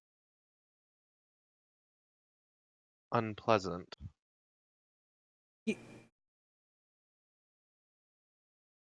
So, you guys have to worry about, like, oh, I can't expose that I'm a vampire and blah blah blah and whatnot. And meanwhile, here I am going, yeah, I kind of wish I had that luxury.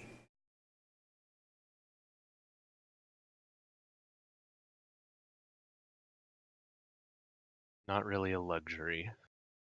It's better than being asked what clan you are and not being able to give an answer.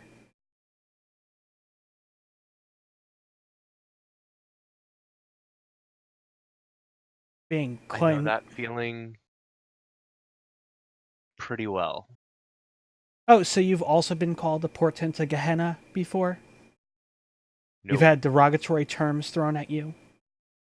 No, generally I just avoid the question. To be perfectly frank, it has happened on 1 or 2 occasions. People don't generally care for my kind all that often, but I can understand that does not do anything to diminish what you've experienced. No, it doesn't. But again, as Arabelle here stated, I have been demeaned quite frequently due to my clan. Nobody likes Ventrue. No, nobody does. Not even other Ventrue. Nope, not at all. The only thing that is universally hated, I mean, we're a little bit more accepted nowadays, but pretty much universally hated is Duskborn. I see no issues with your kindred persuasion. What do you mean, my kindred persuasion?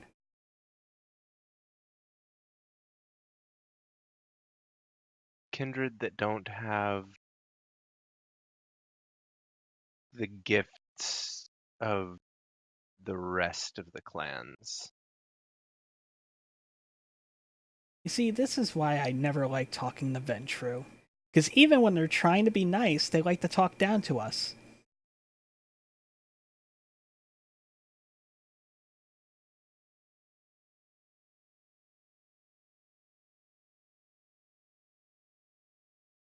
I won't disagree.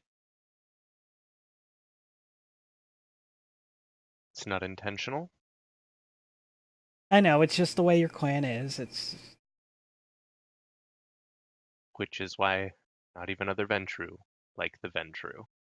fair.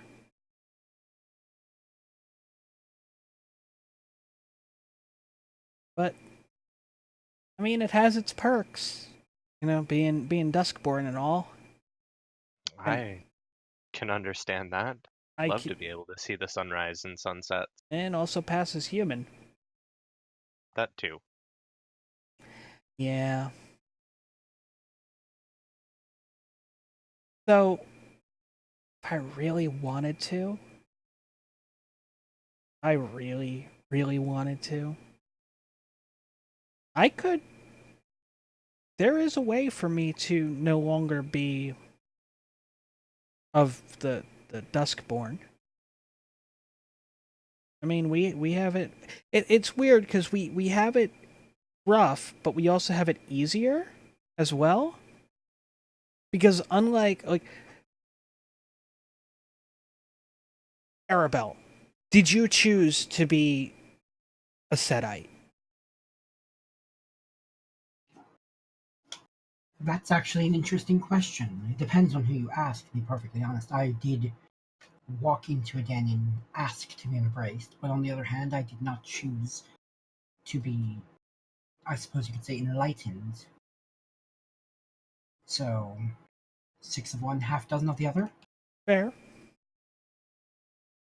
Was that? I know she didn't have a choice in the matter. Nope. Lachlan, did you choose to be a Ventrue? Yulia doesn't give you a choice. You either accept it or you disappear. And Rahan? Rayan.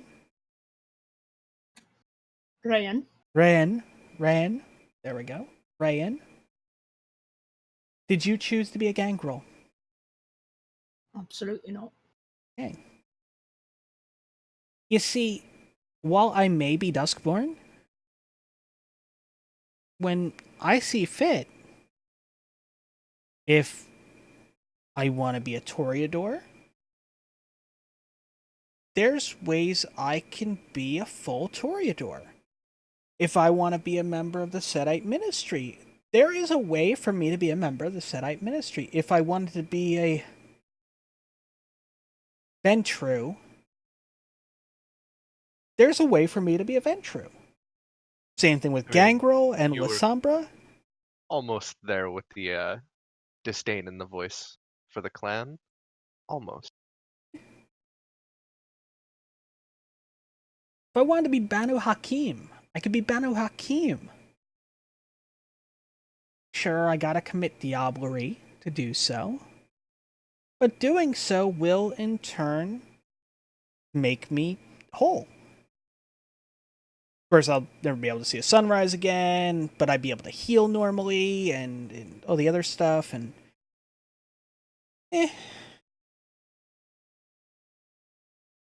just the way it is.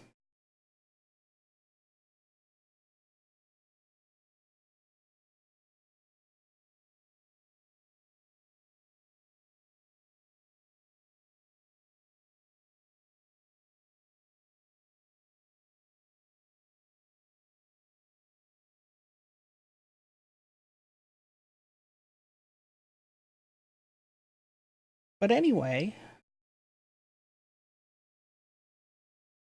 since I'm in town and I'm new to town, what do you guys want to do? My treat, by the way.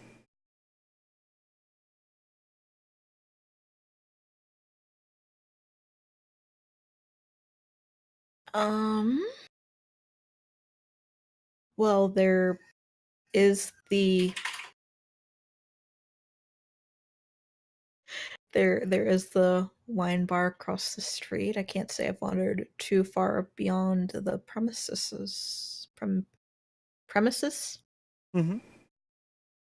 So I can't really offer much else outside of where we're at currently. Okay.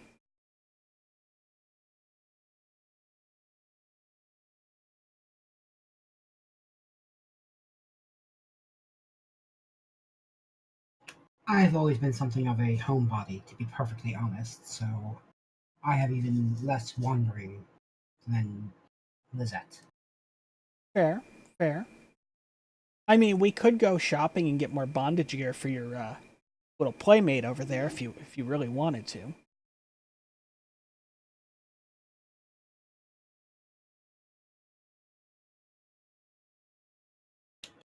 To be honest, a change of clothes might not be a bad idea. He hasn't been taking very good care of himself lately. He if I remember correctly, he gets a little pissy. Yes. And while you sent him, you did not send a change of clothes for him, so unfortunately he's only had the one, you see. So I had no idea that he was still around. Oh, I understand that completely. It was, to be honest, it was something of a last-minute idea on my part. Fair.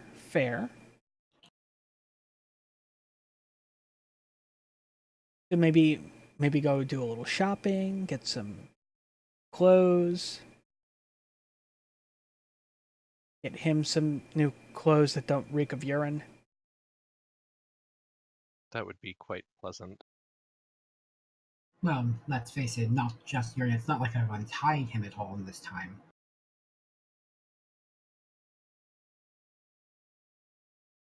Until I met Bethany, I thought the Ventrue had a knack for vindictiveness.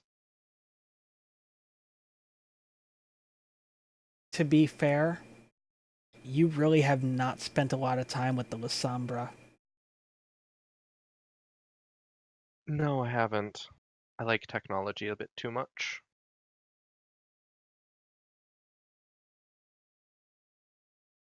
People wonder why they have so many assistants. Oh, I don't wonder that at all. I know why they have so many assistants.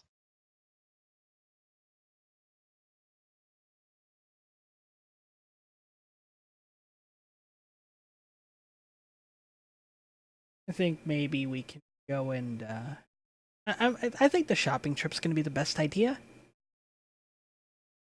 You know, some clothes, maybe some food for the puppers over there. Food for the puppers would be good. I do believe you've just made two friends for life. What do you mean?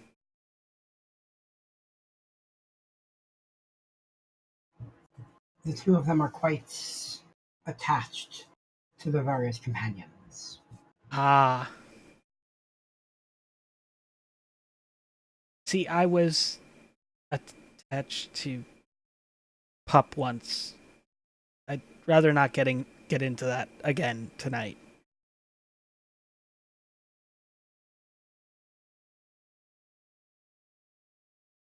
Yeah, let's not. We have all lost things we've been attached to. I understand pain quite well.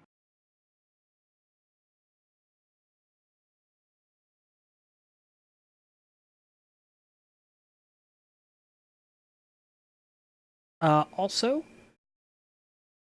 just want to give a little heads up. Phone buzzes. Perfect timing. Looks at the phone. Not what I expected. All right. Of course it's not what you expected. You're here with us. Nothing with us goes as expected. At this point, a pretty much small panther just strides into the room. Guys, so remember how I said a party was going to be raided? Mm-hmm. I got raided. And They have a person of interest in custody. How interest? Let's just say he has a very special place in a few of our hearts. You would not dare jest about such a thing. It could not possibly be. These blessings do not happen to us. I know.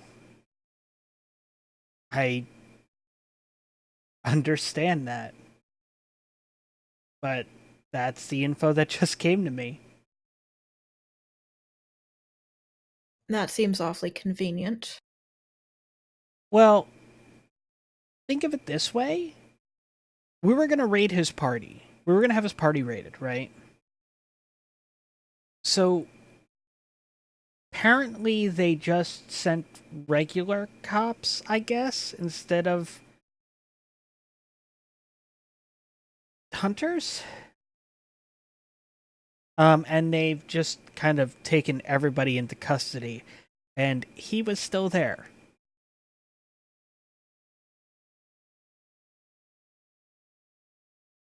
So maybe Nashville will have an easier night for once. I wouldn't trust it. Neither do I. But Quite frankly, I'm not so much looking at the cheese as I'm looking above for the steel arm. yeah. Well, what I'm getting at is, even if he's off the streets for a night, that's one more night that somebody doesn't die.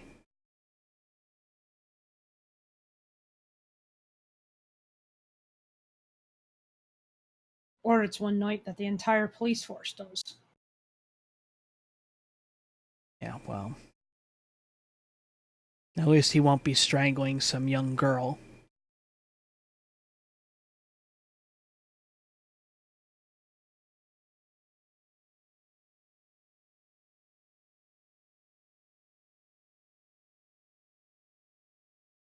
Or was that just me? Sorry, still a bit bitter about this. It's You're not the only one. been, what, 35 years? Almost? I suppose it depends on if he fancies any of the Nashville PD that are there. Well, looking into finances and everything like that is something that Bryce... Which one was it? Was it Bryce P or was it Bryce R? They're so fucking similar. one of them, their job is to kind of look into finances and all the other stuff, right? So, much like some notable serial killers from the 70s and 80s, he made himself seem like a very good person to police. Donations to their policeman balls and all the other things, helping them get new equipment, all that fun stuff. But, yeah. Now he's gonna get the Gacy treatment. If we're lucky. They'll probably release him. They'll probably release him in the morning. And that'll be an interesting one.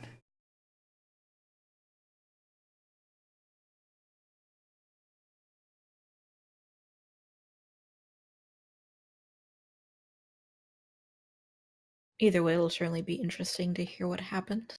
Yeah, you're not wrong. But as I said, it's one less night of him on the streets. Fine with that. If that means that those he paid to protect his interests are at risk,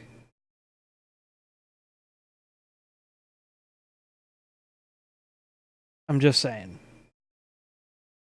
Just saying. I mean, absolute best case scenario is they put him in a holding cell with a window. Oh, that would be terrific. Let's be honest about this here, though. The absolute best case scenario is this only eliminates half of our powerful problem. Oh, I'm very hopeful that our little surprise party on Tuesday just happens to catch her in the shindig too. We have not seen hide nor hair of Yulia in Nashville. Not to say she isn't on her way, Unsurprising. but She'd like to keep her hands clean, so to speak. based on historic research we've done on the way that she conducts her little sporting expeditions, she always sends a group first to do their scouting. Usually they commandeer a well-fortified building first. They set that up for recon and whatnot.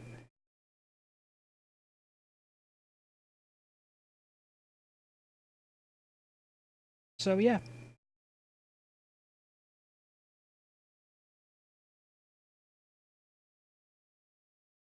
She doesn't ever If come they're in. on the network in my haven, I could always leak Miss Vargas a few back doors.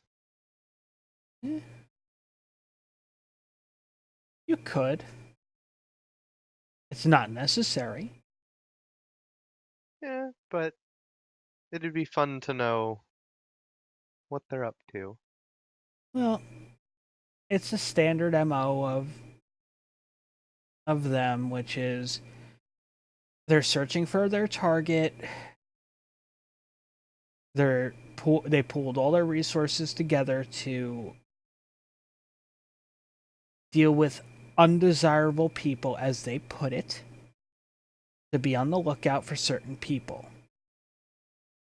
Those certain people happen to be a Mr. Percival Ward. And company. No, just Percival Ward. Yes, but see, if I were to be found in the company of others, Oh, no, absolutely. Each and every one of you would be eliminated. If Exactly. but other than And that, company. well, yeah, but they're not going out of their way to look for Bethany Manchester or Evelyn Bardot. Oh, I wasn't specifically talking about these three. I just meant whoever was with me at the time. Yeah. One Percival Ward and company. Oh yeah, yeah, yeah.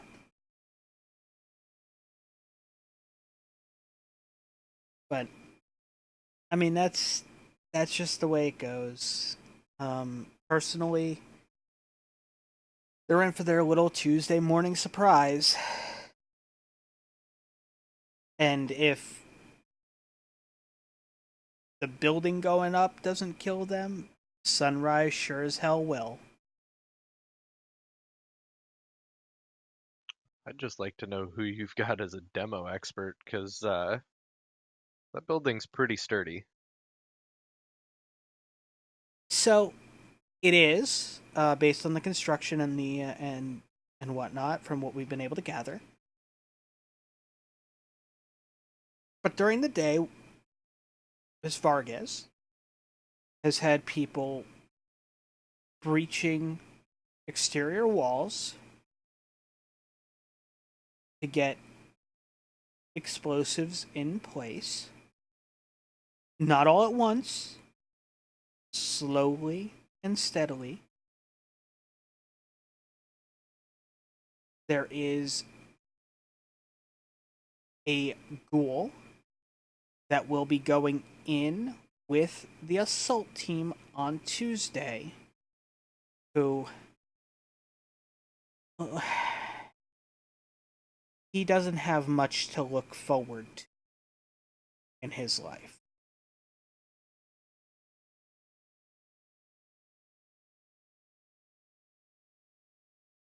A little gift from Liefeld.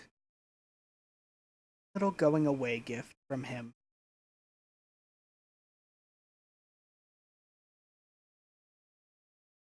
So as that ghoul goes into the building, pushes a button, astrolight he is wearing goes off, the explosives around the perimeter of the building go off, and if everything's all goes the way as planned, that building comes down or puts a big enough hole in it that that sun's gonna come right on through.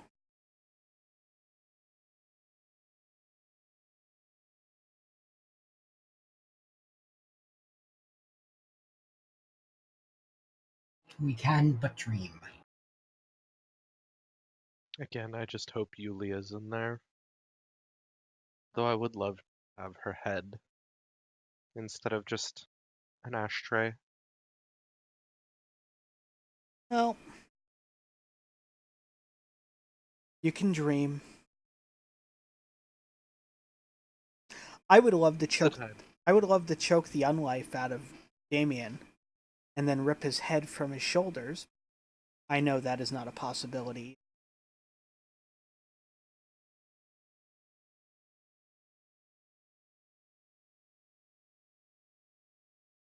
Would also like to diablerize him, but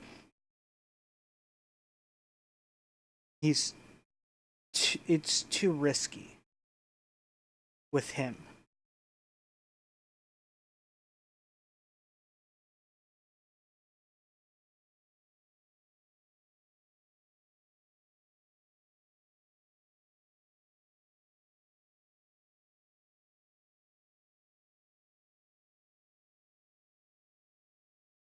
But anyway, let us get ready so we can go on our little shopping trip, have a good night, do what we gotta do, and let's put all this unpleasantness and these surprises behind us for right now, and we will our thing.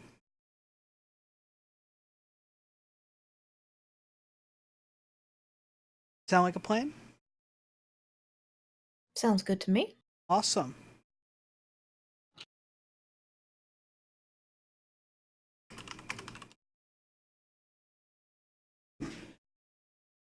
So at this juncture, we are going to take a break. I'd like to thank each and every one of you that have hung out for this. You guys are great. We'll be back in a few minutes. Yeah. Hopefully you guys have a good one. All right, guys. Thank you very much for sticking with us during that break. We have returned.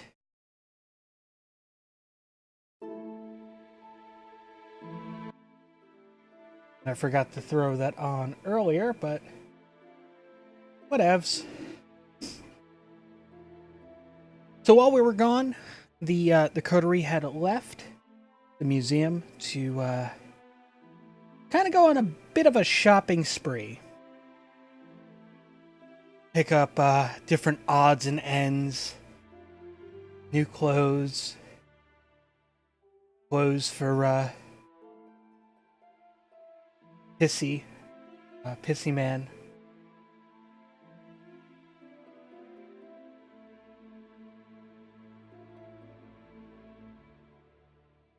Coterie is now walking down one of the streets after leaving the shops. And they notice a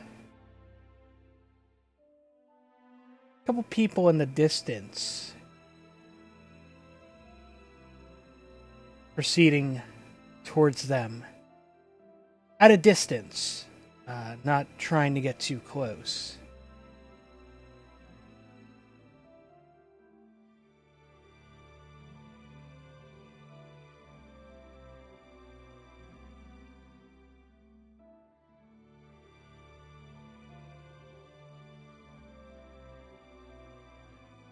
So are they following behind us or walking towards us? They are following behind you guys.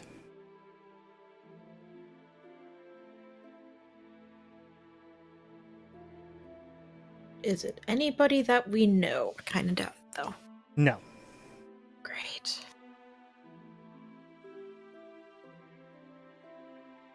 They are two gentlemen wearing black bomber jackets, shaved heads, what looks like black cargo pants, and with them tucked into boots.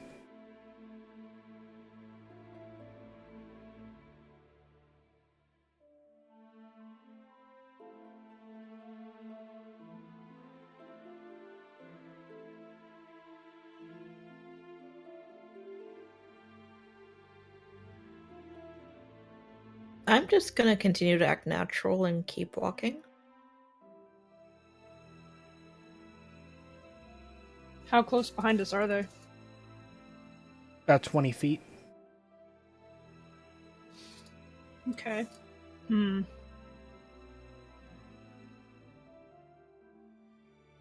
Actually, more like 30.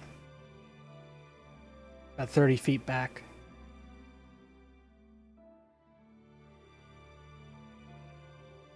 And they are keeping pace with you, so you slow down, they slow down.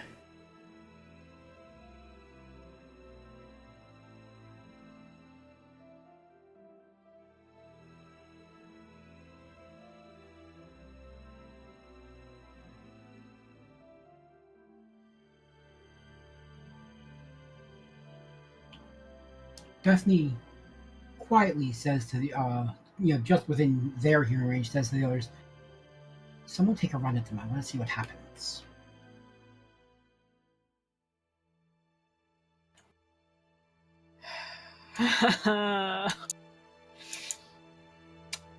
Did we leave Darwin and them back Yes. at the... Yeah, you did. Any Lovely. chance that anybody has a high awareness might be able to catch a whiff of them? I don't know what exactly you mean by awareness. Define awareness. The skill awareness. I have a 3.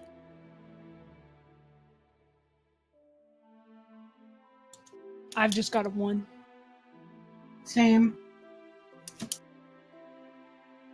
Would it be possible to maybe see if one of us can smell? See if they smell differently than what we would be used to smelling? You could try. Who's going to be doing the roll? I'm assuming me, since I have a 3 pip in awareness. Okay. And I think everyone else has like a 1. All right. So, You have nothing. so you're going to be rolling awareness and wits. Fuck, what's my wits? My wits are okay. It's a 2. No modifier? No modifier. Well, I sense nothing out of the ordinary. 1 success. I mean, 1 success is better than no successes. You sense that you're being followed by 2 men. My pool was 5, and I only got 1. You know what? I'm gonna try it too. All right.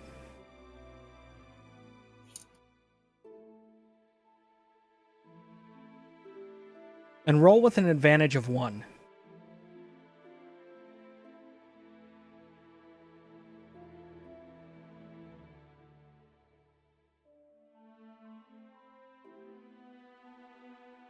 Which means awareness wits with modifier of 1.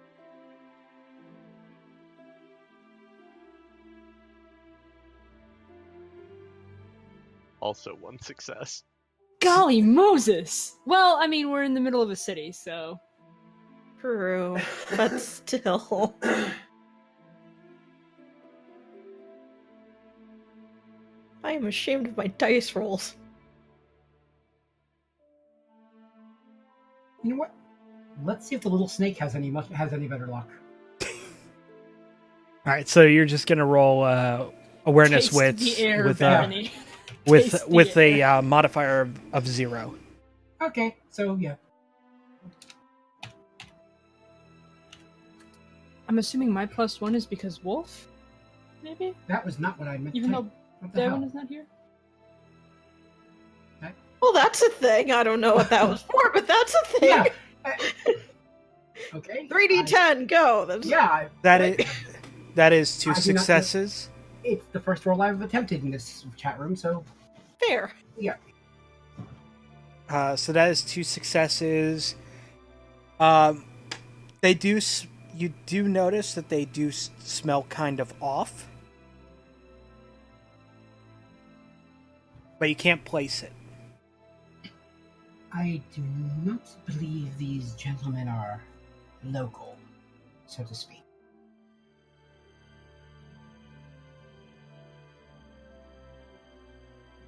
Percy's just now noticing that we're being followed.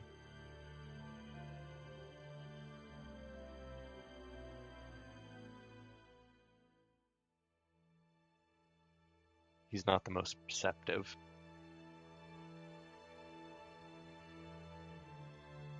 Bran is just gonna stop walking and let everyone else keep walking just to see what happens when he stops.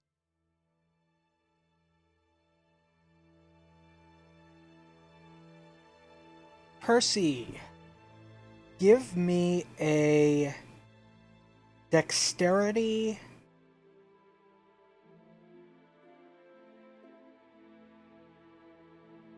athletics roll.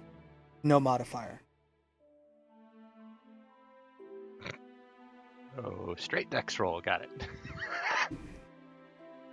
That is 2 successes. Okay. You move your head just nonchalantly. You just move your head a little bit. Just at the same moment, a bottle goes sailing past it. It shatters on the ground in front of you guys. A what? I didn't hear the word. A bottle. Glass bottle. Bottle. Okay.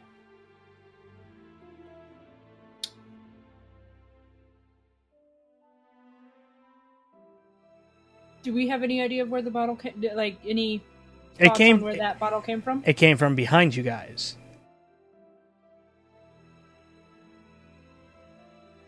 I'm gonna guess about 30 feet behind.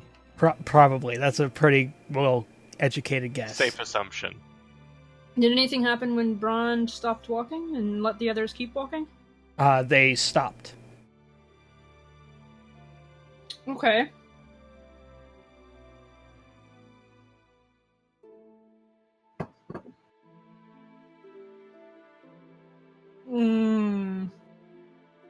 Don't be dumb, don't be dumb, don't be dumb, don't be dumb.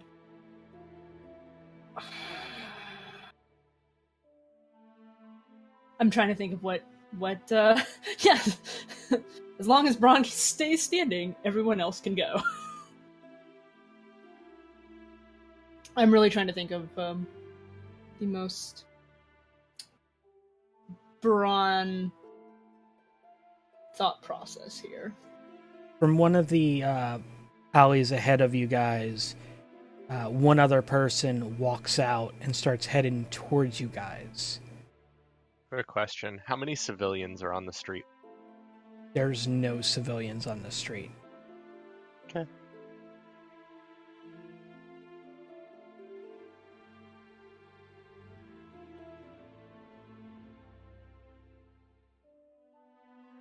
Quietly, Percy's going to say to the group, "It seems we've caught the attention of the local mutts."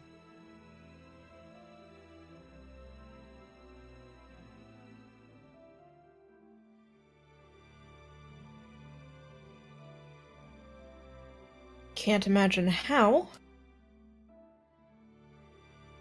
Bran is going to start walking again, as if to catch up with the group, but not quite like not hustling to walk, or if that makes sense. Mm-hmm. Starts walking again and kind of casually pulls out his knife.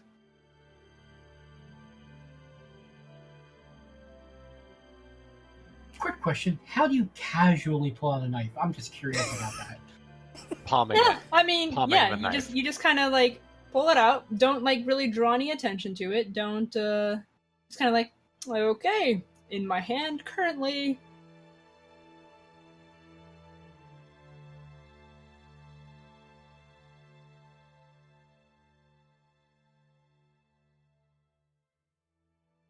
The guy in front, you see something glint on his hand.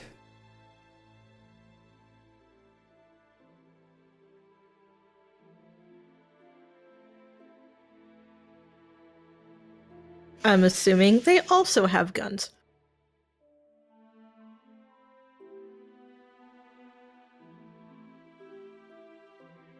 Wait, would Sense the Unseen... No, Sense the Unseen wouldn't help me, would it? No, it wouldn't. Balls. How about awe? You want me to invoke awe against the, I'm assuming, werewolves that have found I was us? thinking more. Oh yeah, draw their attention. Directly even more so onto you. Smart. I mean... It might help.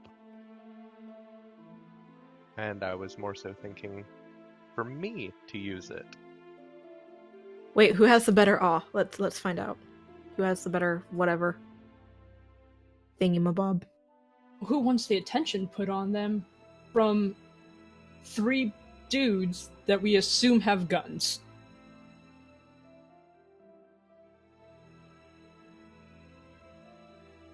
I mean, Bethany's cool with letting Percy do it.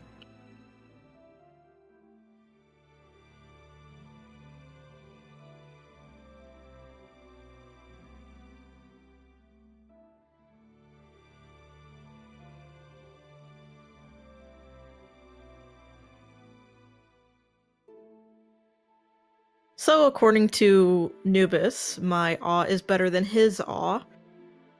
Mm-hmm. So, I would like to invoke awe and draw their attention, and maybe get them to stop. Okay. I mean, you already have the group already has their attention. Yeah, but I want their attention focused solely on me. Gotcha.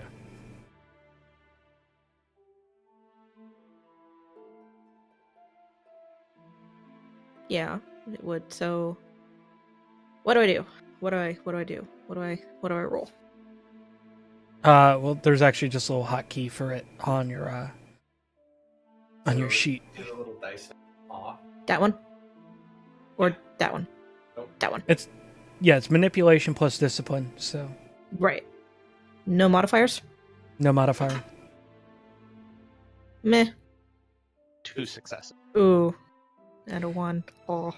Yeah, that is not going. That's not good. Fuck you, Dice Spot. This is the second day you've been mean to me. This week. The guy up front getting closer. You see on his hand, it is a chain.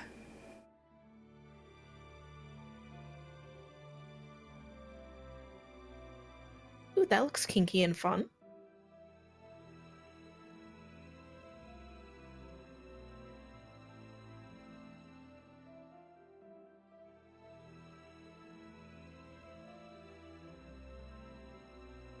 Okay, so dude in front has a chain. What about the dudes behind? You don't see a weapon. You don't see any weapons in their hands.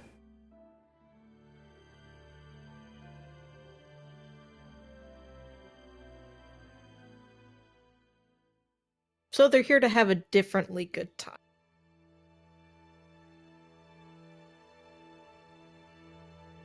Percy's gonna pipe up. So, gentlemen, what can we do for you this fine evening, seeing as you seem to be enraptured with our band of misfits? Fucking wallets.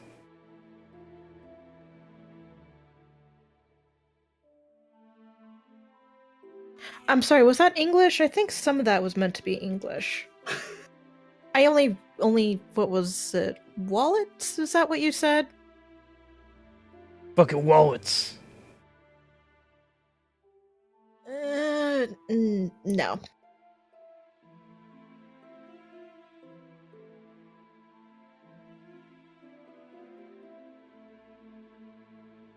Looks like we got a hero. The man with the chain on his hand swings at Percy. Percy, I'm going to need you to roll that Dex Athletics again.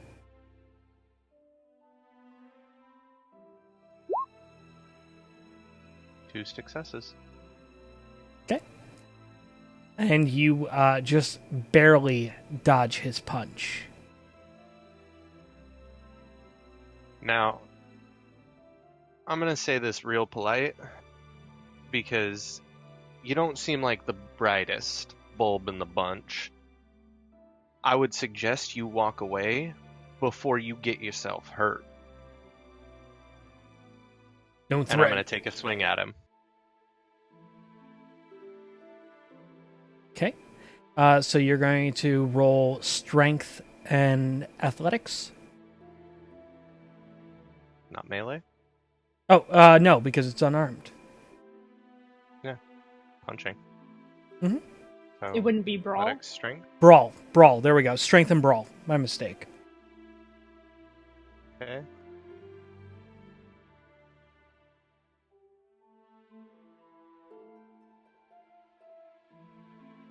One success. Out of one possible. Yeah, doesn't do anything. Yeah.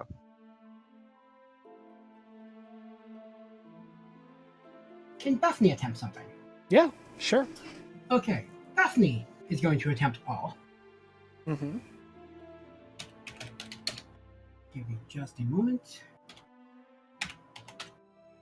I believe this is correct. Nope, But hey, close enough to the formula, I guess. Given that it counted it, so yay. 5 successes? Which one were you using it on? Chain dude or Yeah, actually, Awe is it's Area. anyone in the presence. those fair. listening, yeah. So she's going to say, why don't we all just calm down and we go our separate ways, and no one has to be hurt tonight. It's probably a good idea. You guys are fucking boring anyway. Broke bastards.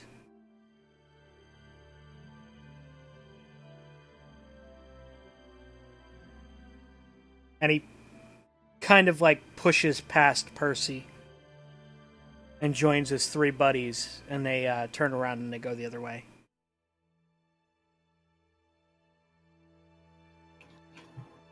Now that the unpleasant is over, where were we in the conversation?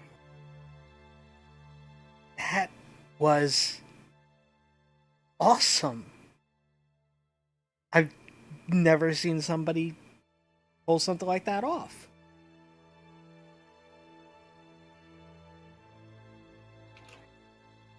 Sometimes I can be a snake charmer.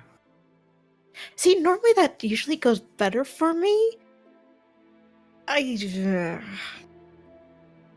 have no excuse. To be perfectly fair, I've been manipulating people for quite a long time. I think I might need you to teach me a thing or two.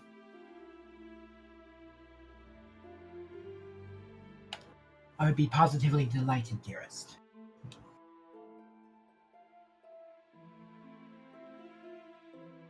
Bryce's phone buzzes. She pulls it out and kind of just like lowers her head. Like, oh fuck.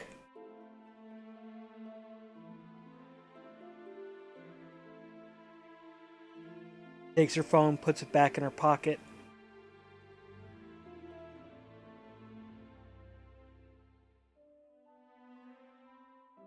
I take it that wasn't a good thing that happened? No, it wasn't.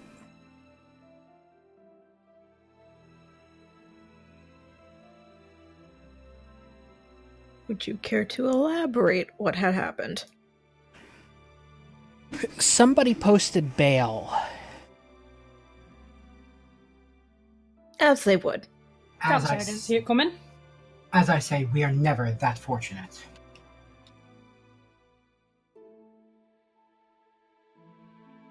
A representative of the Fraser Foundation posted bail for our mutual friend. That somehow doesn't surprise me that the two are in cahoots with each other.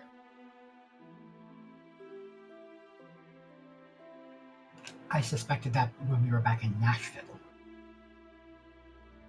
I think we all kind of suspected that back when we were in Nashville.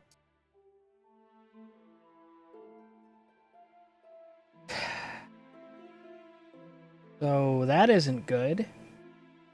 But guess all we can do is like just be thankful we're here and not there.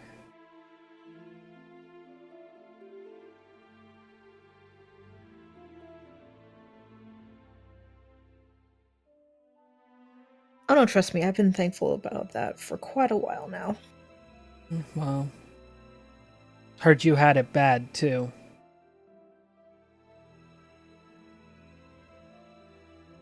Yeah, you could say that. You know, vampires and their blood bonds. Yeah.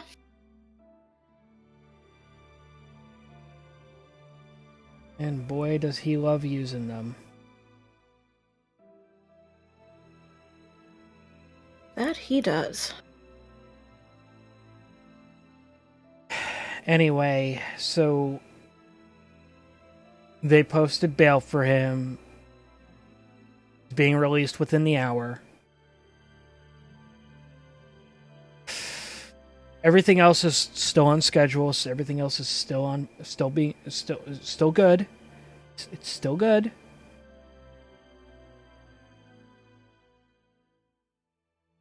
Her phone goes off again. Or not.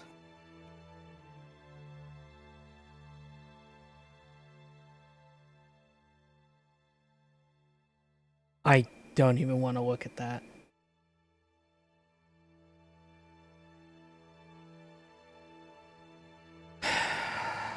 She pulls her phone out again and looks at it.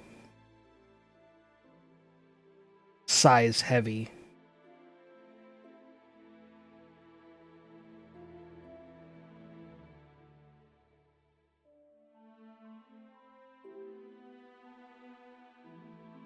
And what's the more bad news?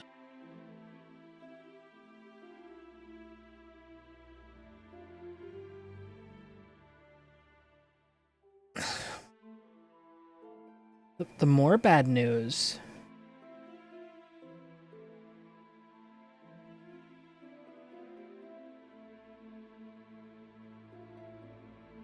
I'm sorry. And she just kind of passes the phone over to Evelyn.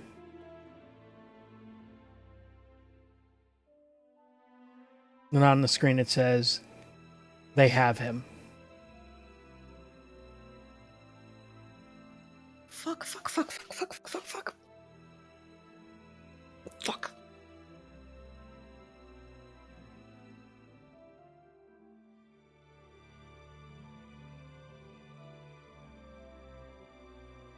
This is not good.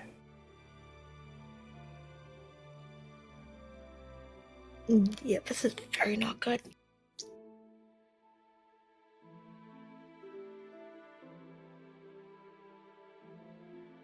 Seems Damien's trying to play all the cards that he can now.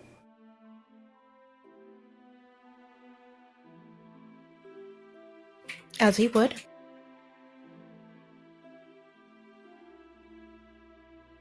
There's one big issue with this, though. I know this game he's playing. I've seen him do it before.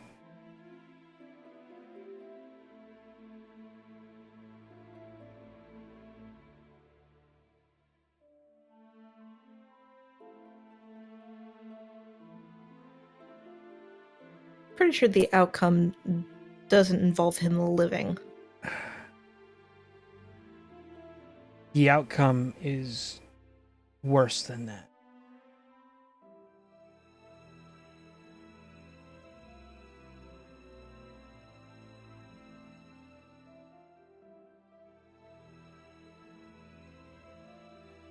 What he's hoping to do is to lure you out.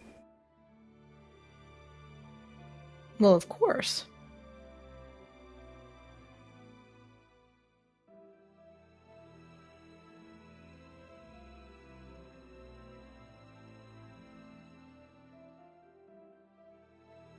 If you, by chance,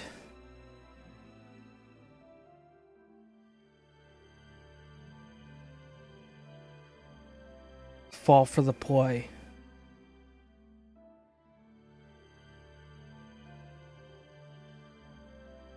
he's not going to be the same as you remember him.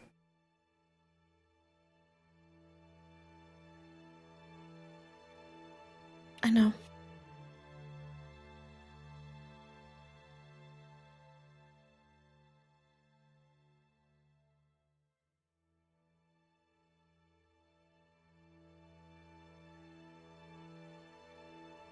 He's going to bring him to an inch of his life, and then he's going to make him his ghoul.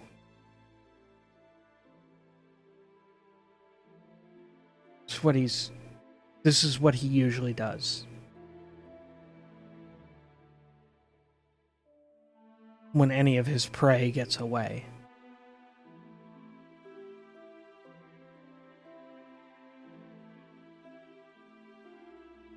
It's rare that it happens, but when it does, this is his standard response. And if I go back?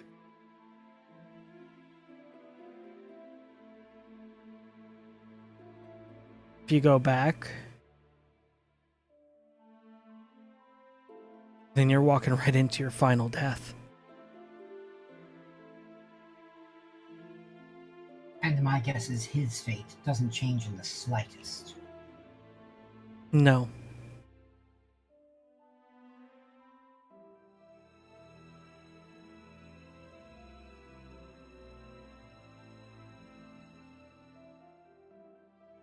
Not at all. Except for after you're disposed of, he'll probably dispose of him as well. But he'd make him watch.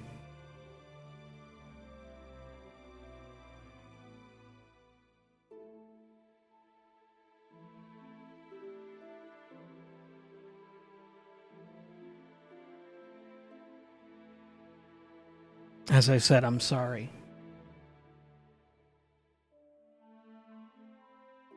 So am I.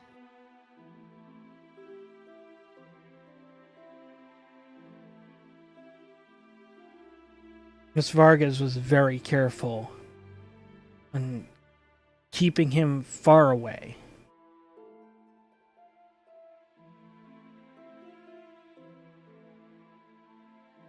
How did they find him?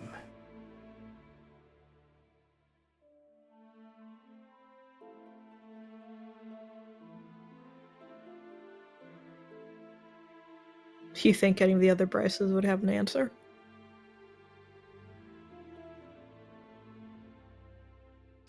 I don't think so.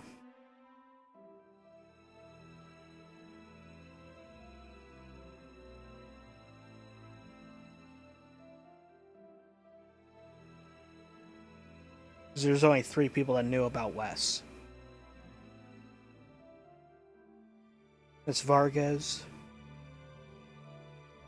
myself, and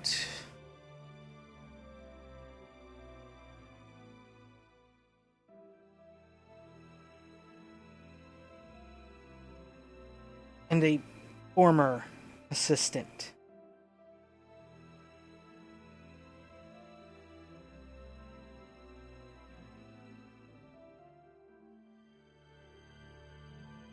Not former as they left their job, but former as they no longer live.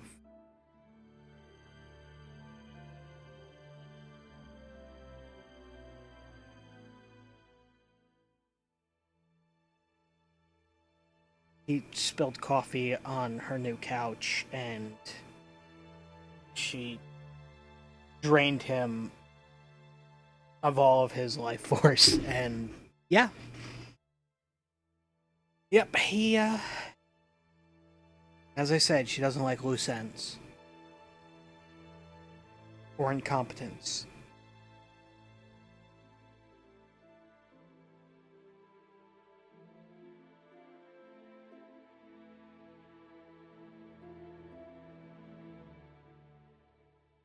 I think I'd like to go back to the museum now. Probably the best idea.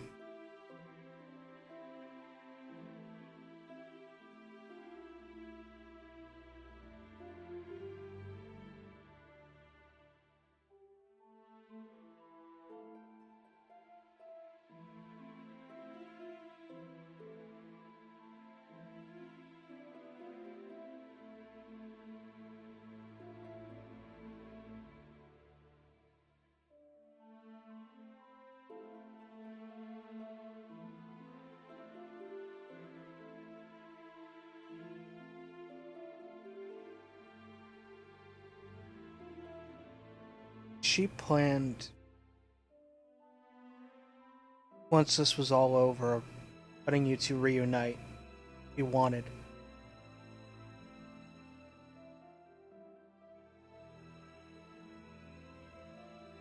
But that would have been your call.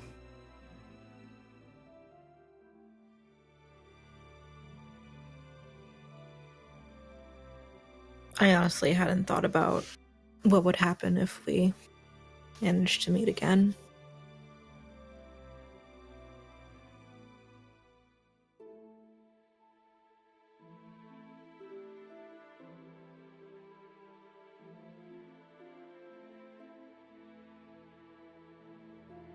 It wasn't going to be a decision for her to make.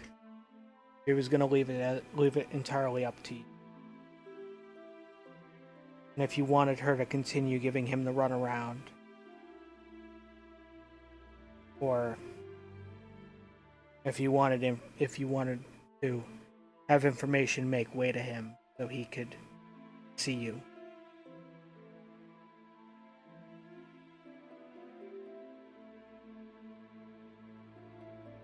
Well, I'm sure he'll be hearing lots of interesting little details in the meantime.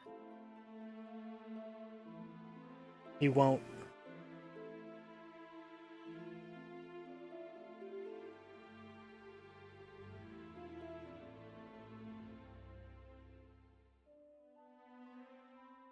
All he'll hear is the maniacal laughter of a madman.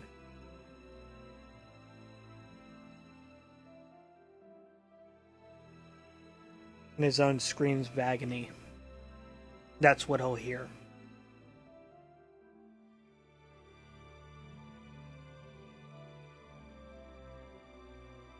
A single blood tear rolls down her cheek.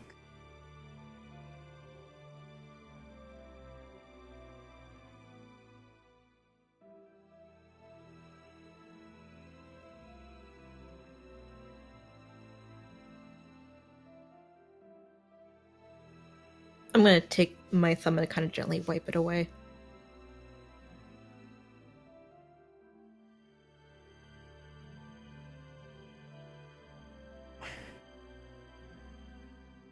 We need to end him.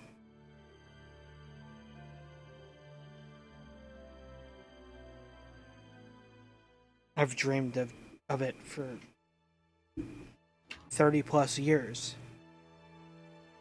As Vargas, over a century. I believe you'll find no argument with this group.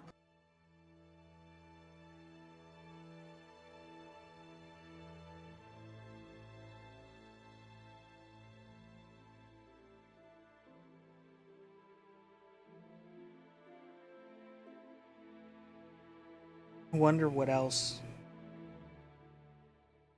he knows. What else he has.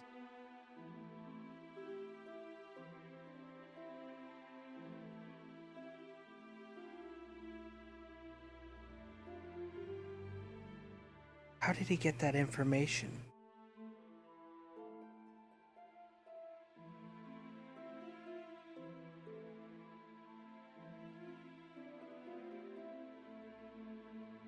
It's a good question. I guess we'll have to find out somehow. Oh my god, how could I be so fucking stupid?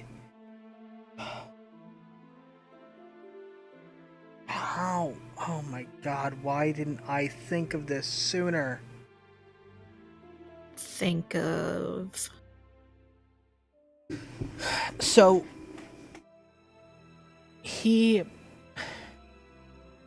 Damien met you in your hometown, correct? Yeah. Your hometown where you and Wes were together, correct? Yeah. Maybe unbeknownst to us, he was having tabs kept on him the entire time. Playing the long game just in case.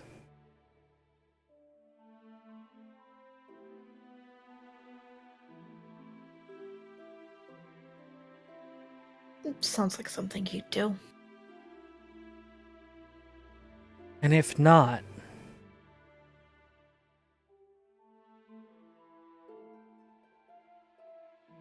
there's a reason why you guys. There's a reason why we're doing everything cash with you guys. All it takes is one little gas station fill up, and somebody that's looking for a specific somebody can be like, oh, hey, they were there.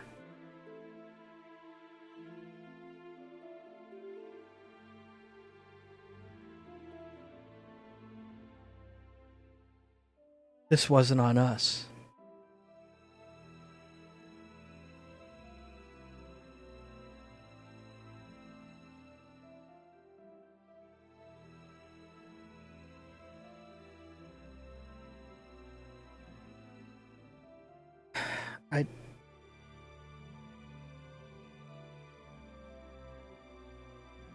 How did I not see this coming? How?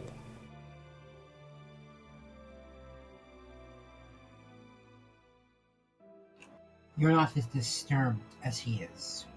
It's incredibly difficult to get into the mind of someone who is, quite frankly, alien to the way a normal person thinks.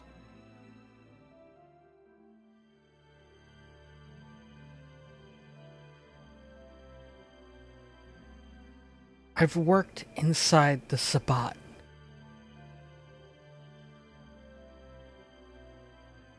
You want to talk alien?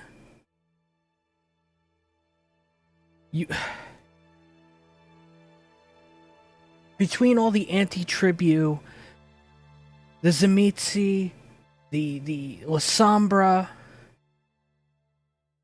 some Serpents of Light, there's a lot of things. A lot of things they have done that's opened my eyes to certain ways of thinking. Not for me to be like, oh, I need to do that, but in the sense of, I understand it.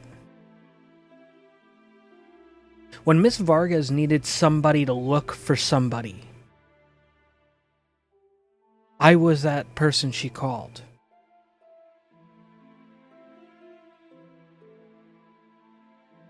When we needed to find you four, I was the one that she had do the legwork on that. When we needed to keep tabs on Damien, I was the one that did the legwork on that. And yes, maybe it was because of part of my obsession. Why? Don't take this the wrong way. Why did he sire her and she's fine, but he sired me and I'm a Duskborn?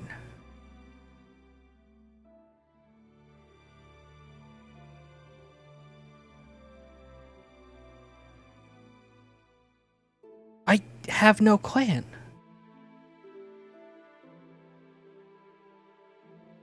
I've studied him. I've looked at everything he's done. Pieced together cold cases to understand his methodology, his selection of victims.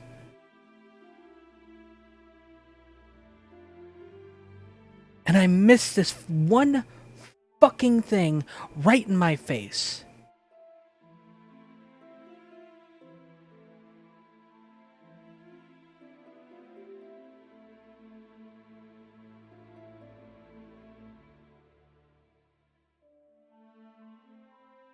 I failed you guys.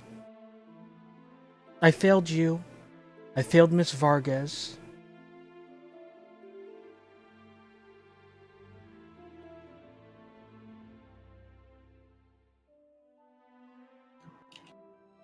Life is a series of failures.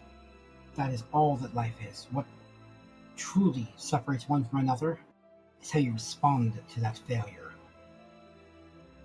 If you give in to it, you prove yourself weak. If you rise above it, you prove yourself strong. That is the true test of life. It always has been, it always shall be.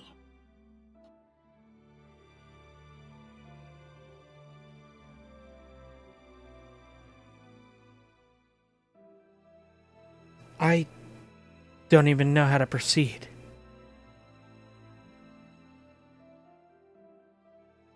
I When feel... my flock was slaughtered, I did not know how to proceed. When I eventually discovered was one thing keeps me going. The knowledge that everyone responsible is going to pay for it. Sometimes vengeance is all you have. What information do you have about that? Very little thus far, unfortunately, but I am working on it. Fraser Foundation. I'm not surprised. They're the ones that paid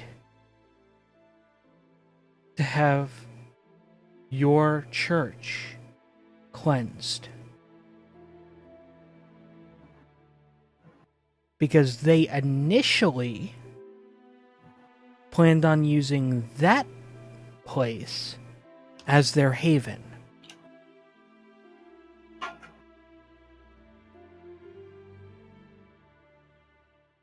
As I say, that doesn't surprise me in the least that all of this ties together.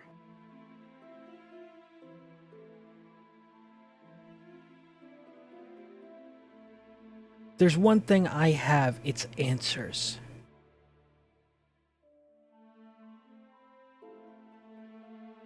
But right now I have more questions than anything. Well, that's not the only thing you have.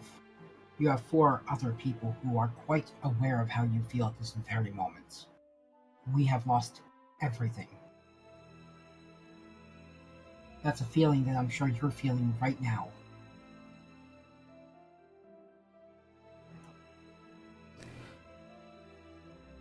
Right now I feel like I lost my usefulness.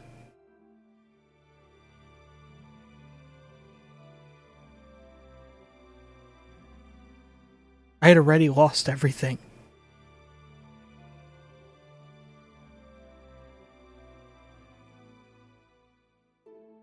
And I lost it all by my own hand, too. No boogeyman to blame. It's what I did.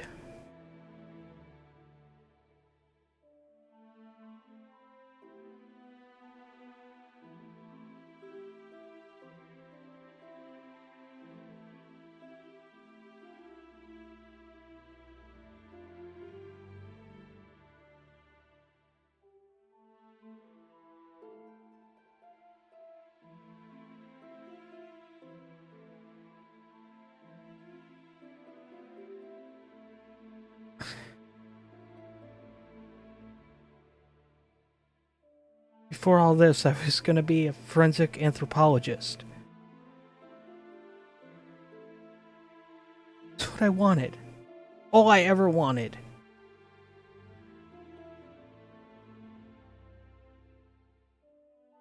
Went to school for it. Into some galleries and some museums to study the pieces.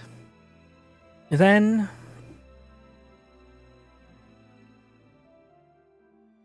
I went to that club. And I met him.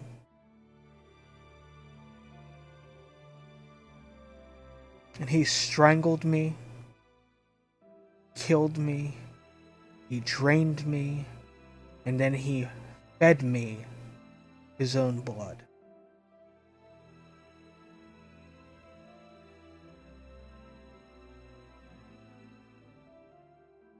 As I say, there are 2 truths in this world. One I've already told you. Failure is every step of the way. The other, no one no one gets to have life turn out as they expect. All I ask is that you join us in teaching Damien and Julia this very special lesson. Bring to them what they have brought to us.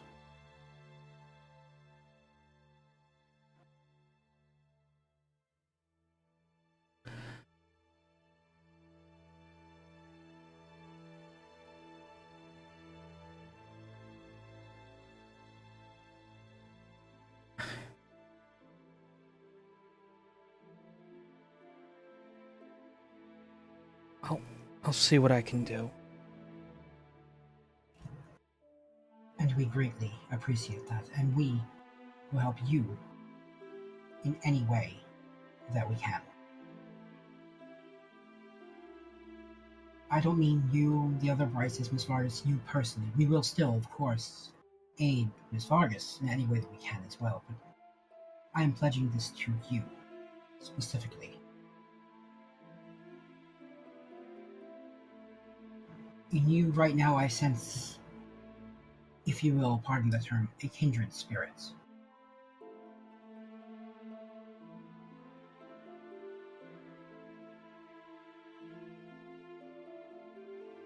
Kindred spirit from only half a kindred.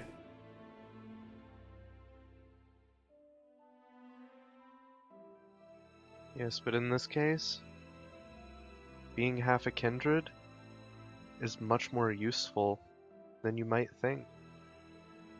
You can walk around during daylight hours. You can give your anonymous tips during the daytime as to the potential whereabouts of dangerous individuals. If we find their whereabouts, which in turn could potentially mean that one or more of our problems go up in flames during the day. You are very useful being a Duskborn. The rest of us here don't have that luxury. That's something only you can provide us.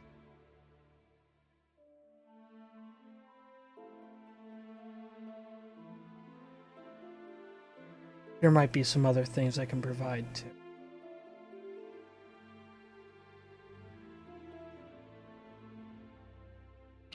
See, as you guys have your presence and your celerity and potence, one thing that you guys don't have that us Duskborn can.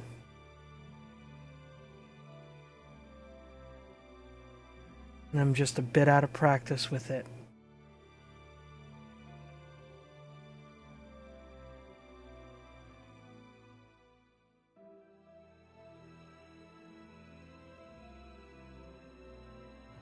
Damien may have made his biggest mistake when he made you what you are. You are uniquely positioned to strike at his biggest vulnerability, the daytime. It would be poetic justice if that's what did him in.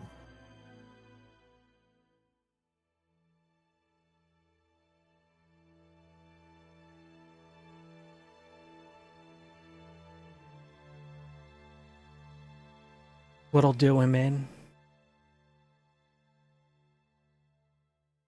Been centuries in the making.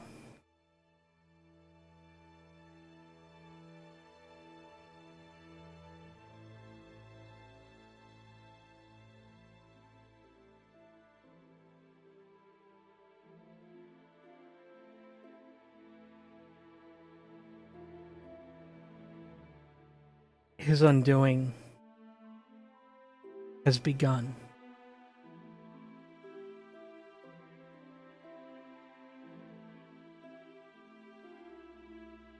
I'm going to go to my hotel.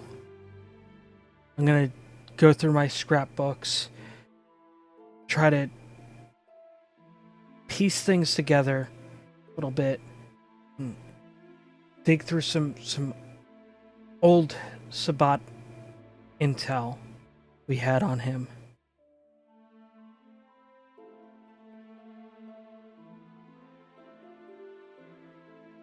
Because something doesn't make sense.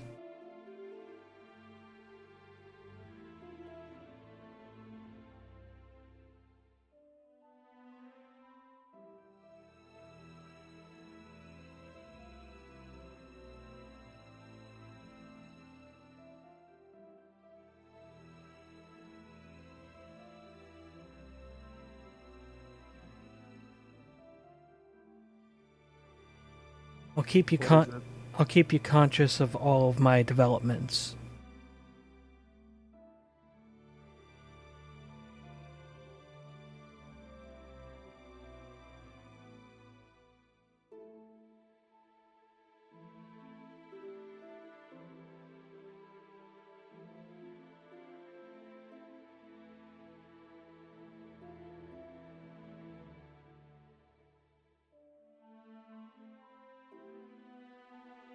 Text us when you get to the hotel, okay?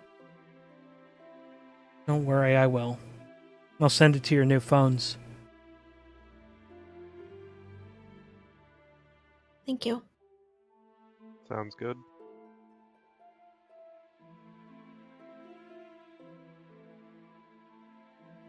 Bryce walks off into the distance.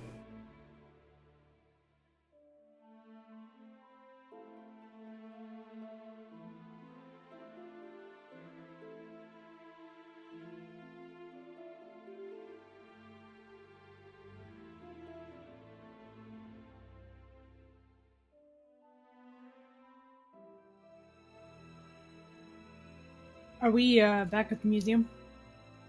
You guys are heading back to the museum. Heading back to the museum? Okay. Yeah.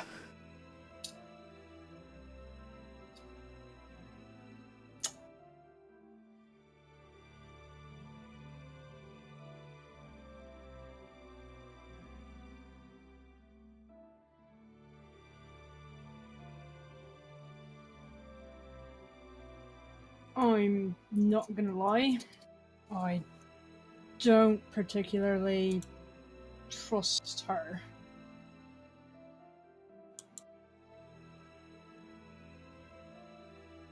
Well, she's here at the behest of someone who has been helping us, and to be perfectly honest, if Ms. Vargas is not on our side, we have much bigger problems than Bryce.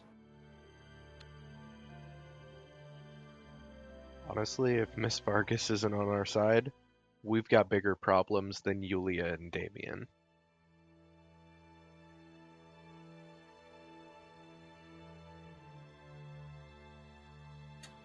I mean, I'm all well and good with having the help and everything, but maybe we keep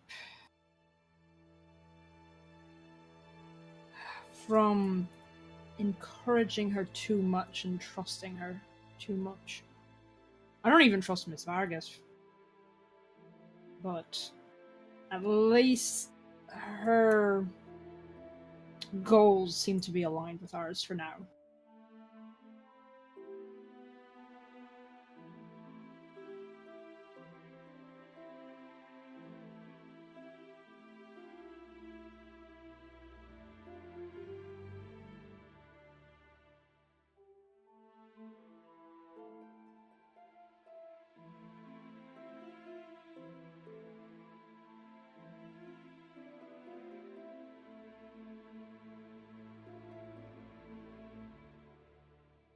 The rest of the ride back, relatively mundane. You make it back to the museum parking lot. Percy gets waved at by Bill, security guy. Percy waves back.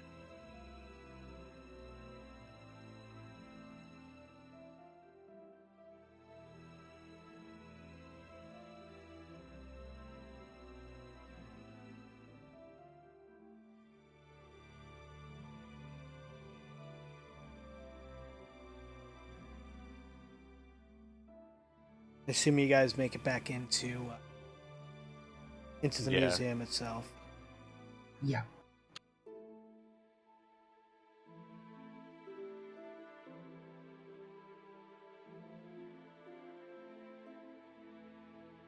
As you enter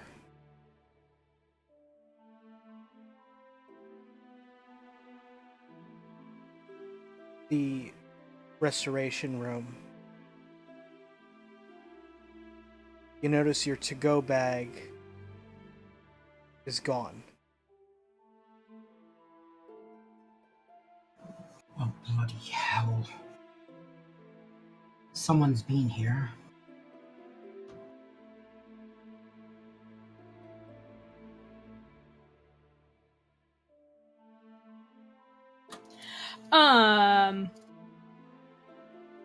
What about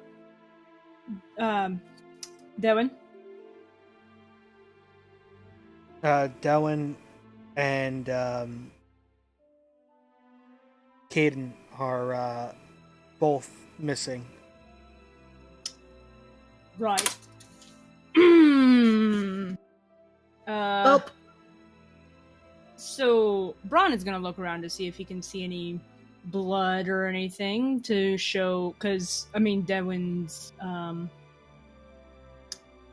ongoing command as of late has been guard.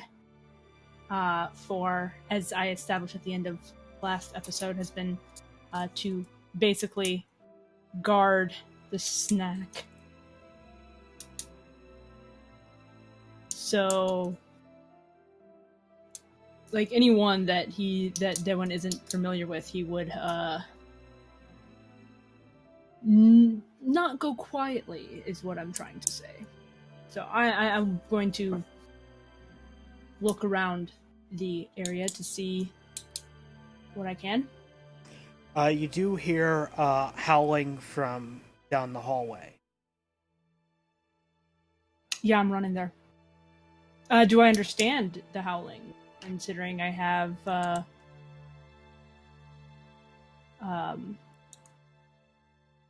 words feral whispers. You do. Okay. Let me the fuck out of here. Let me the fuck out of here. I got a job to do. Let me the fuck out of here.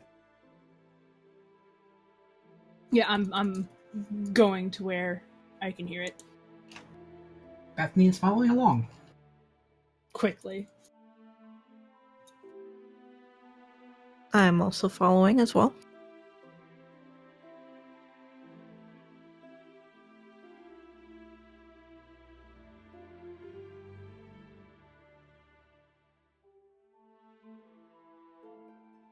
This is good. Percy's gonna go find that.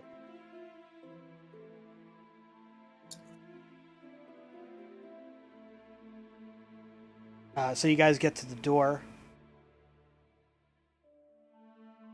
which is barricaded. Yeah, I'm shoving that aside.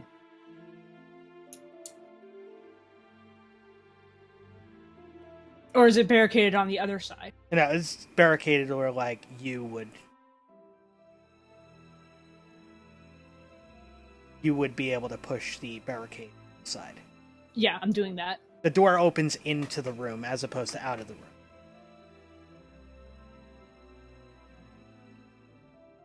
Okay. So I take it you're opening the door. Yeah. Dallon's standing there, like, looking, like, super pissed. Yeah. I'm gonna ask him what happened.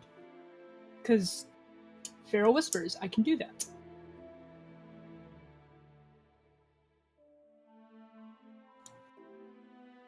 Is there a thing for that? Let me see.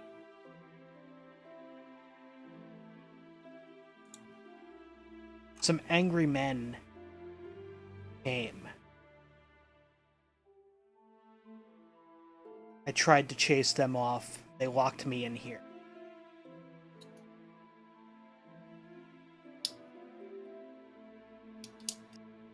Oh.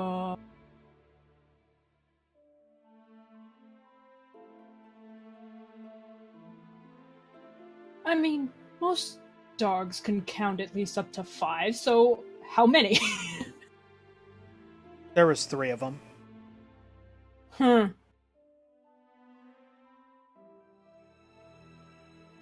What did they smell like? 2 of them smelt human, 1 of them didn't.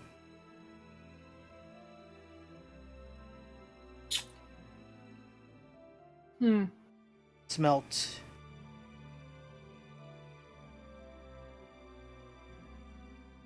almost like an animal.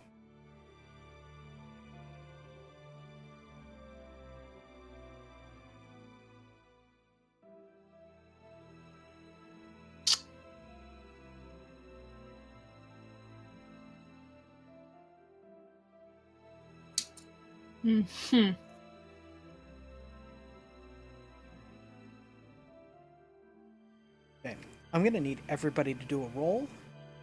Okay. I need you all to do a awareness wits roll.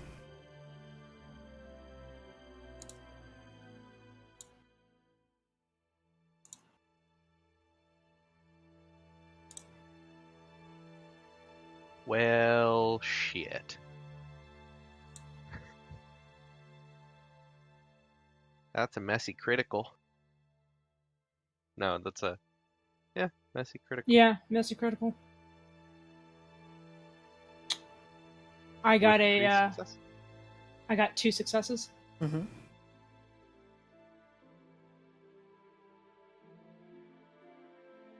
I had 3 successes and a 1.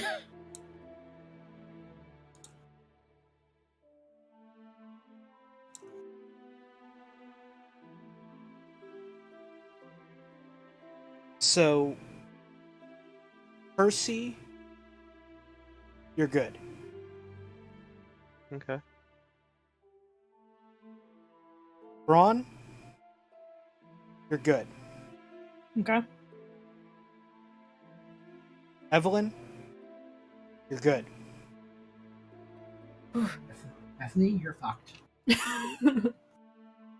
Bethany, your entry key's missing.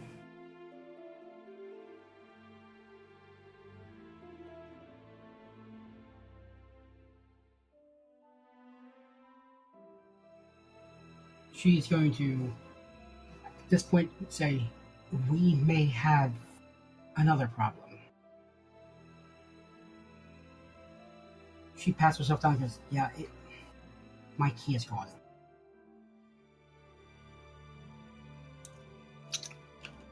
Darwin says it was 3. How much you want to bet it was those blokes we ran into earlier? Says 2 smelled human, 1 smelled almost like an animal. That would pretty well fit with what we experienced.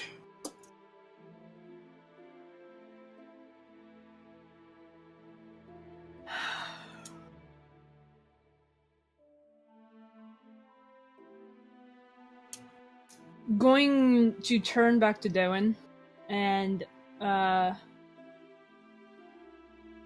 ask, could you track them?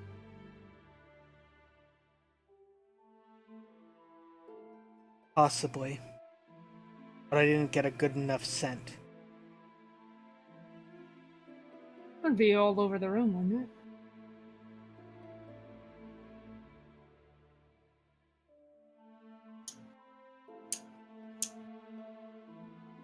If they'd spent more time there, it would.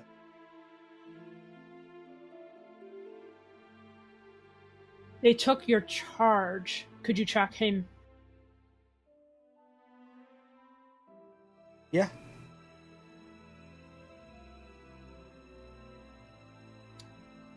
Darwin starts walking out of the room, sniffs the air. They're sniffing the ground, walking forward, walking forward. Turns to the door of the restoration room.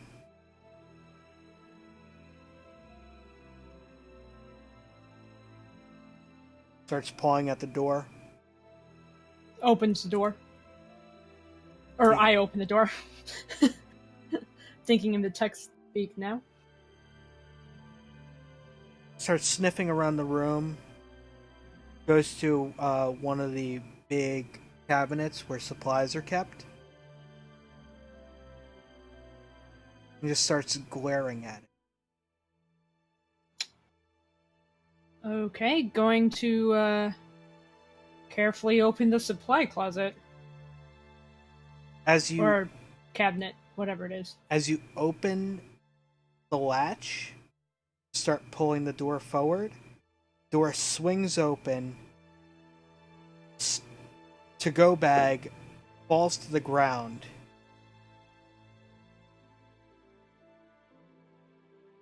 Face first.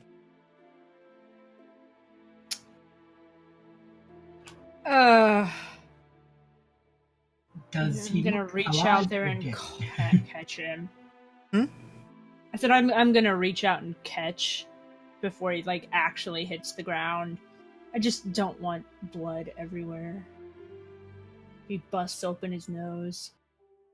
Okay, so give me a strength athletics. Yeah.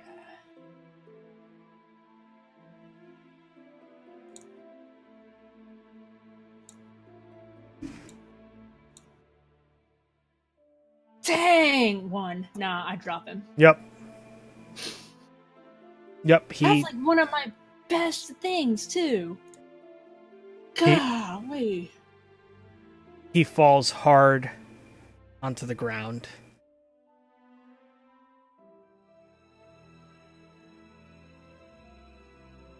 Any noises when he hits the ground? Well, there's a thud of the body hitting the ground. Does he make any coming from noise him. outside of his Like, body? No. Yeah, like, Fuck. Guess they didn't want any witnesses. Percy's gonna check for a pulse. So we're just leaving him face down? Apparently. No, Percy's gonna probably roll him on his back and No, check for a Percy's pulse. gonna check for a pulse while he's face first. On the floor. Yes. Okay, there is no pulse. Well, Any spark left? unfortunately for Bethany, looks like her plaything is no longer with us. Bethany folds her arms and turns away and goes, "Shit, and I put in so much hard work."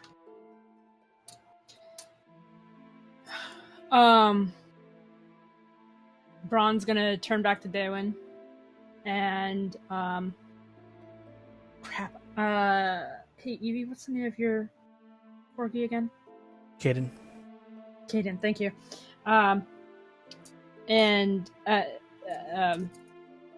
Do you have any idea what happened to? Well, I guess you would just say the pup.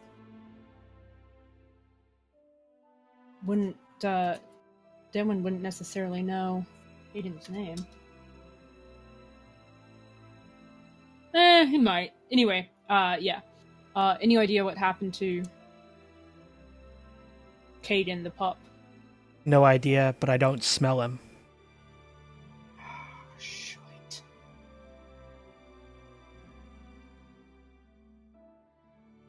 Devin doesn't smell Caden. Did Percy ever find Bastet? Percy never looked for Bastet. Yeah, he I did. said, yeah. Oh. I said that as soon as we got in, Percy was going to go look for Bastet. Oh. While the rest of us were going to the door that had Daewin. Yeah. Oh, yeah, no, you haven't found Bastet yet. But then again, Bastet does what Bastet wants. So. Yeah. I'm willing to bet they'll probably try to sell him to a breeder or something, considering he is a purebred, but his balls didn't drop, so he really couldn't make it as a show dog. But he's still worth a lot of money.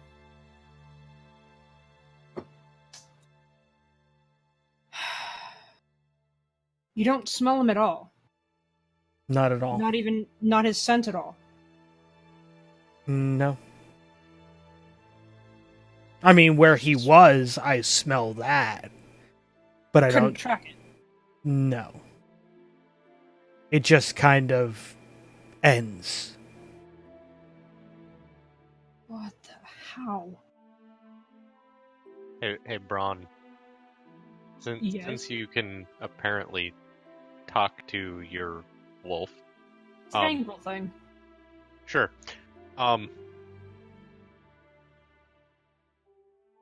Does Doan know if Bastet is around? What about the cat?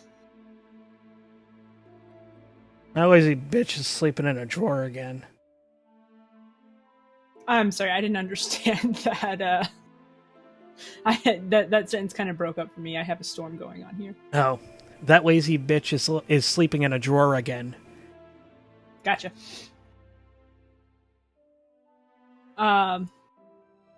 Asleep in a drawer, apparently. Okay, I know which drawer it is. Percy's gonna go to the drawer that she sleeps in. Cats love sleeping in drawers. What can I say? Percy's gonna go open the drawer more. It's cracked always when she's in there. Cat just Open kind it of stares up at you with a death glare. Hi, Bastet.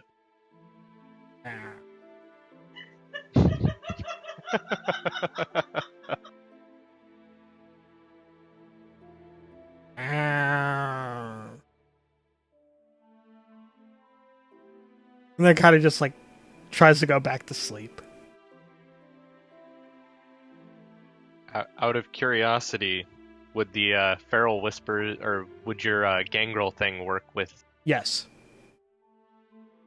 Yeah, actually, I'd have to do a rouse check. You wanna maybe ask if she knows what happened? Yeah, let me. There it is.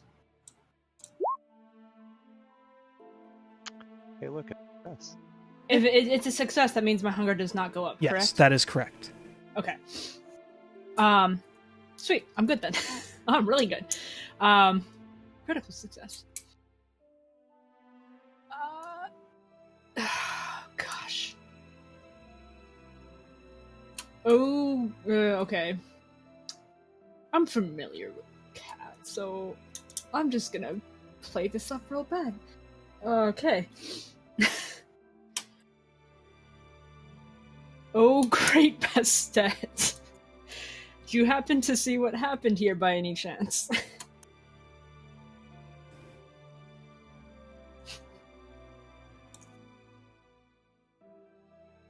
Don't try to pretend that you care for my greatness. I was I laying. recognize it, though.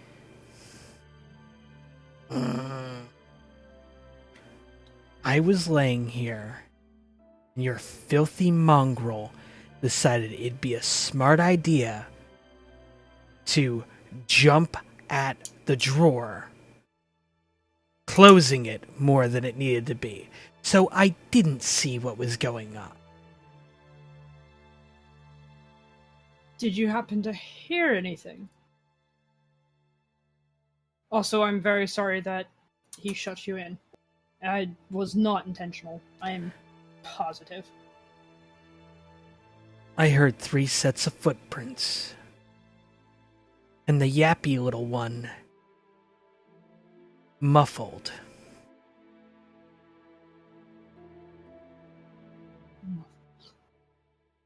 And I heard the gagged peasant.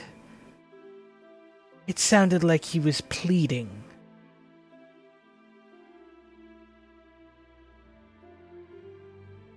Bleeding. Okay. Probably for his life, considering he's dead.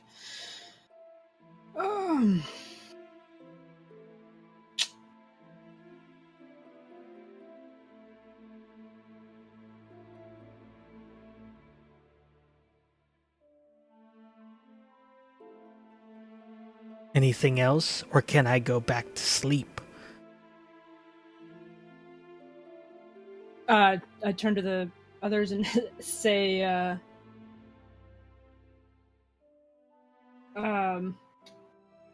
she heard a bit. Sounds like Caden got muffled by something, probably a bag. Any other questions for her while I'm chatting? No, let her go back to sleep. I'd prefer her not angry. It's fair. I mean, after all, she hasn't gotten her 21 hours yet. Okay, then I'm going to turn back to the cat and just say, no, thank you for the help that you have provided.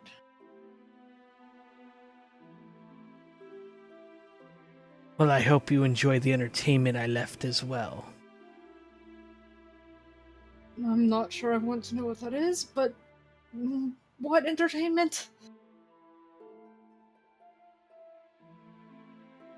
You know how fun it is to lay on that human's pillow for a while, shed a little bit, and then go back into my drawer.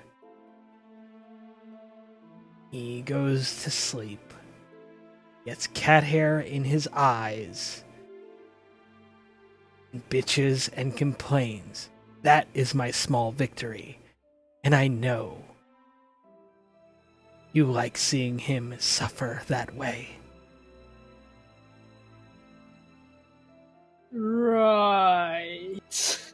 Well, thank you for your gracious... I don't know what to call that. Gift? It is my gift to all of you, except for him. Okay. So, how much does the cat hate us? Uh... I'll take that as a lot. Um...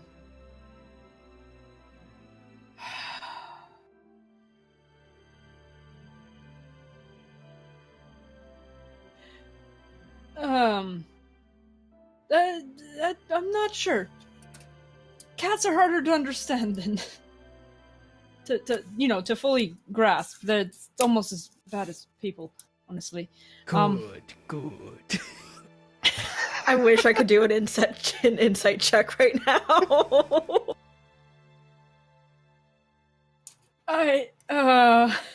If you're trying to get insight into Bran's mind, he's really trying very hard to decide whether to tell Percy about the pillow or not. Nah, don't do it. Well, the pillow was the human's pillow, the snack bag. Oh, gotcha. The human. I mean, I'm pretty okay, sure the cat would know that he's not human. Though that's the cat fair. did refer to the human as a peasant. So. I mean, That's true. Didn't say the human, did he? Did she? She did. Oh. Once. Gotcha. Okay, well, in that case, I'm not going to say anything if I'm assuming that it's the human and the human is dead anyway, so... Yeah, Percy doesn't care about the cat hair. that's fair. He's had Bastet for like 20 years, 30 years. Like, he's grown accustomed to the cat hair. Fair enough.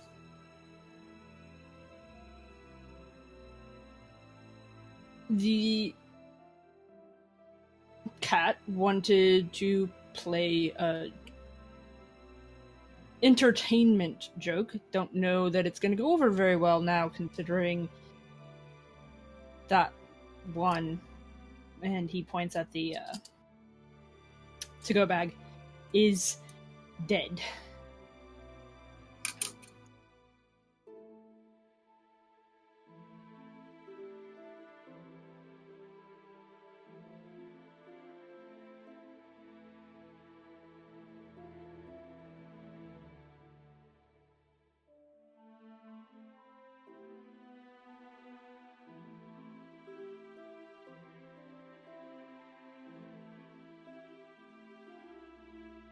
So, what do we do with the body?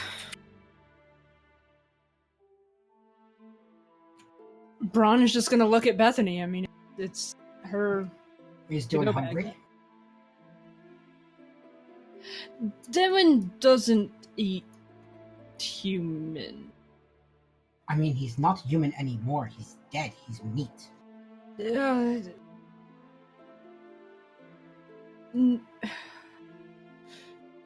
I don't want to encourage that.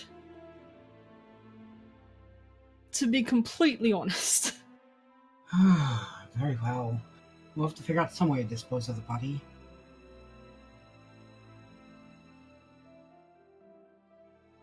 I'm really good at digging. Just out of curiosity, the museum has a cafeteria, yes? Oh god. I That don't would be- like where this is going. Oh god. I like exactly where this is going. You Are- would.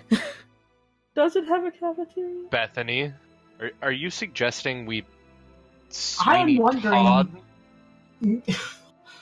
I am wondering if Dewin doesn't eat human, where Dewin gets his food from. That's all.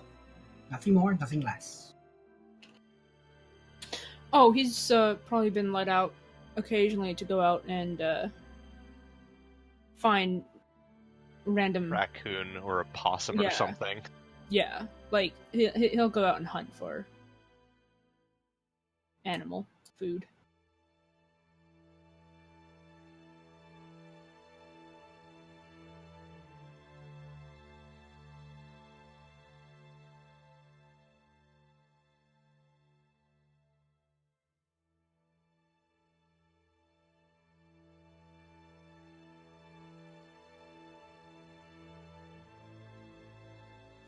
Right, so we can assume those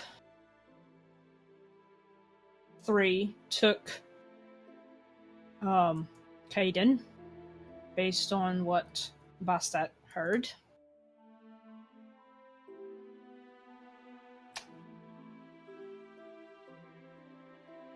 Probably a Question safe is assumption. why. And why Dewin can't smell him anymore? You'd still be able to smell him through a bag. Not if a stronger scent is covering his.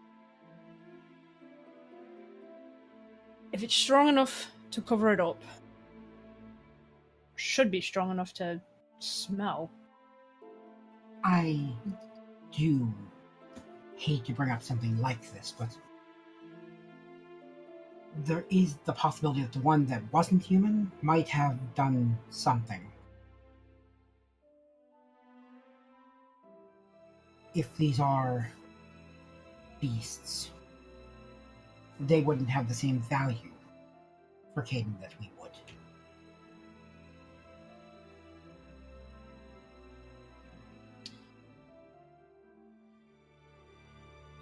Bran is going to turn to Devin and ask if he smells anything where Caden's scent stops. Anything out of the norm.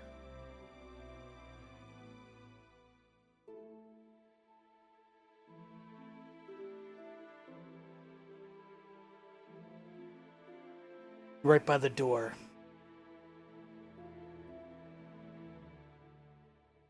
Like somebody marked their territory. Could you track it? It's just one spot.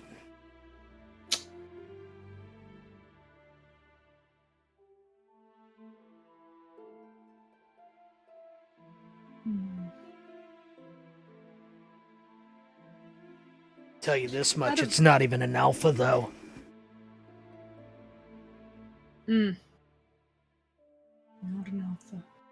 Since when did Daywin smoke a pack of cigarettes a day? I mean, he's.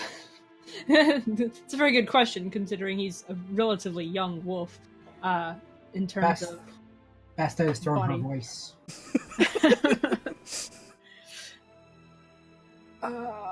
So out of character, like, I'm really conflicted because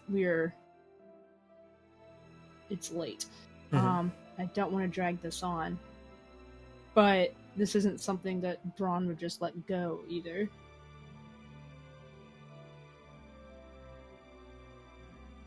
How close is it to sunrise?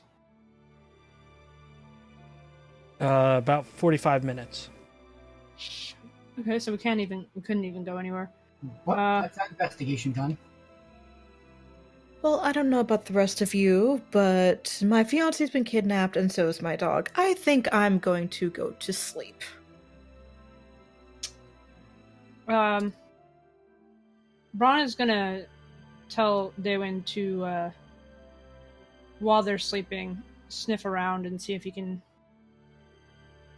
smell anything that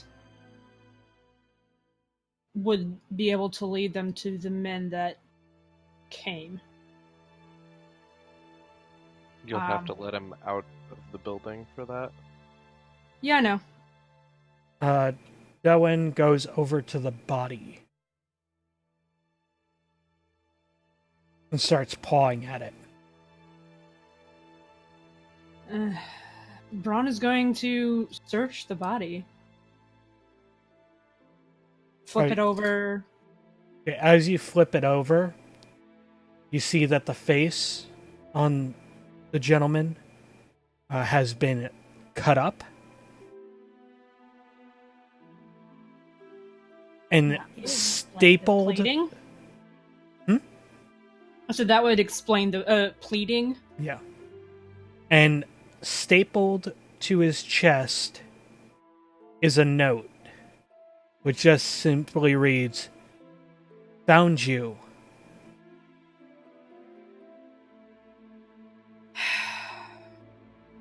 Well, time to move again! Bran is going to snap a picture of it on the stranger phone and text it to Bryce K.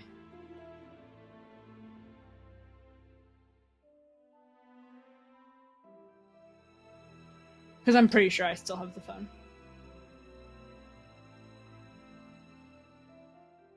Yes, I'm pretty sure you still have the burner phone. Bryce responds back. That's... Where is that?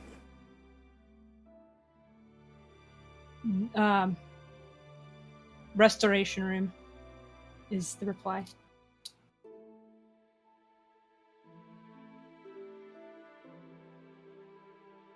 That's not his writing. Don't care whose it is. Someone's found us. And we've got 30 to 45 minutes before sleep.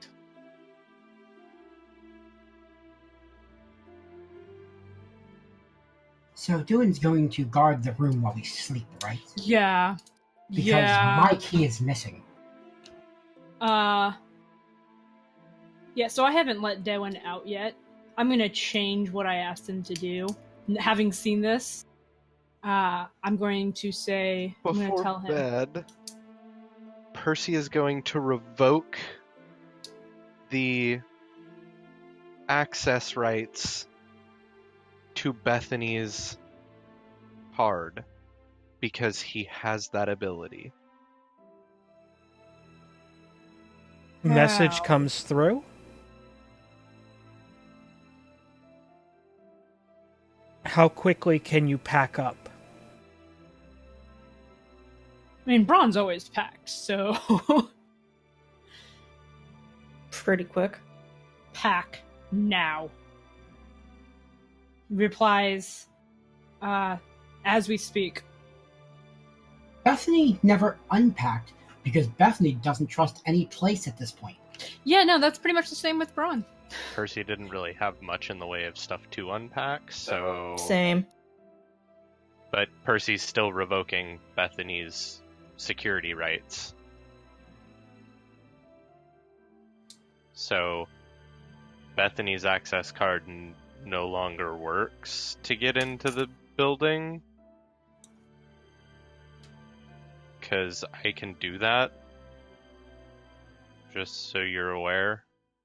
New message comes through. It has an address. And it says Reservation Lizette Bouchard. Reservation Ryan Gathin. Reservation Lachlan Gambrill.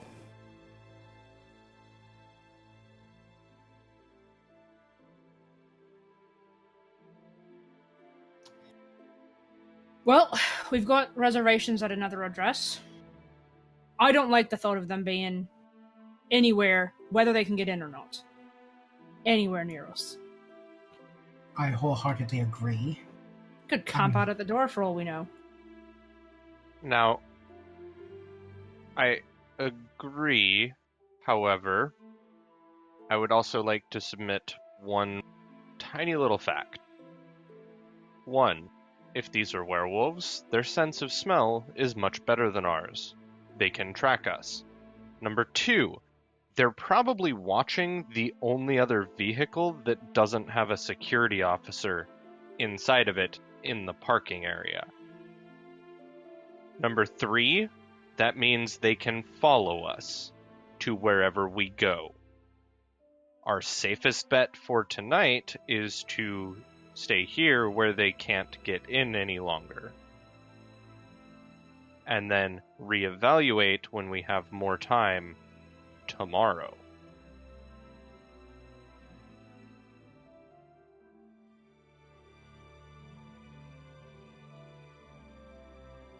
Any other opinions?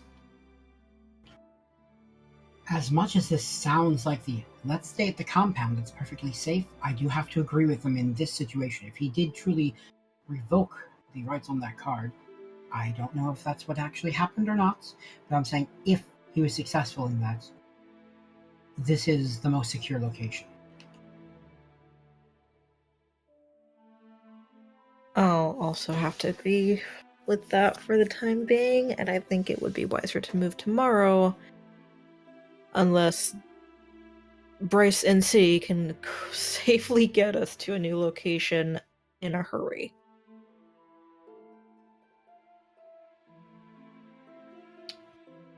Bran is going to reply to the text message 3-1, staying till tomorrow. Response back, fucking Ventru.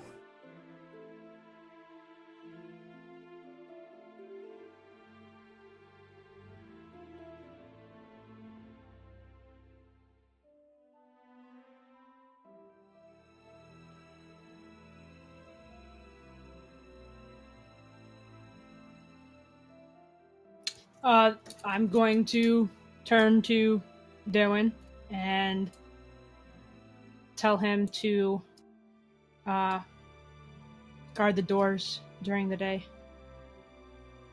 Don't let anyone in. I'll try to eat whoever comes through those doors.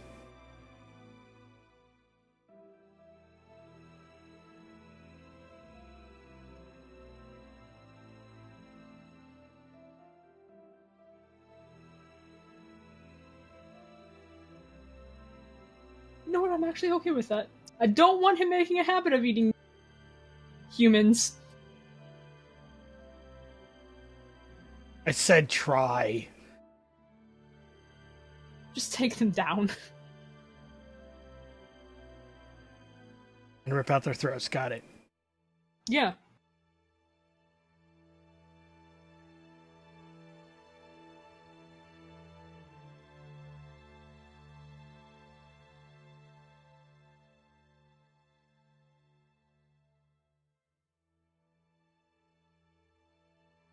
So as the sun rises in Jackson, our coterie ends their night. I hope you all have enjoyed episode 4 of Nashville by Night. Jackson by Night, part 1. If you guys want to know what happens in between episodes, There's the Discord. You can check that out. But until next time, for DorkyRae, for itsAnubus, for Moriarty Time, for Thrabalen, I'm Todd, and thank you guys for all your support. And we will catch you on the next session of Nashville by Night. Sleep easy.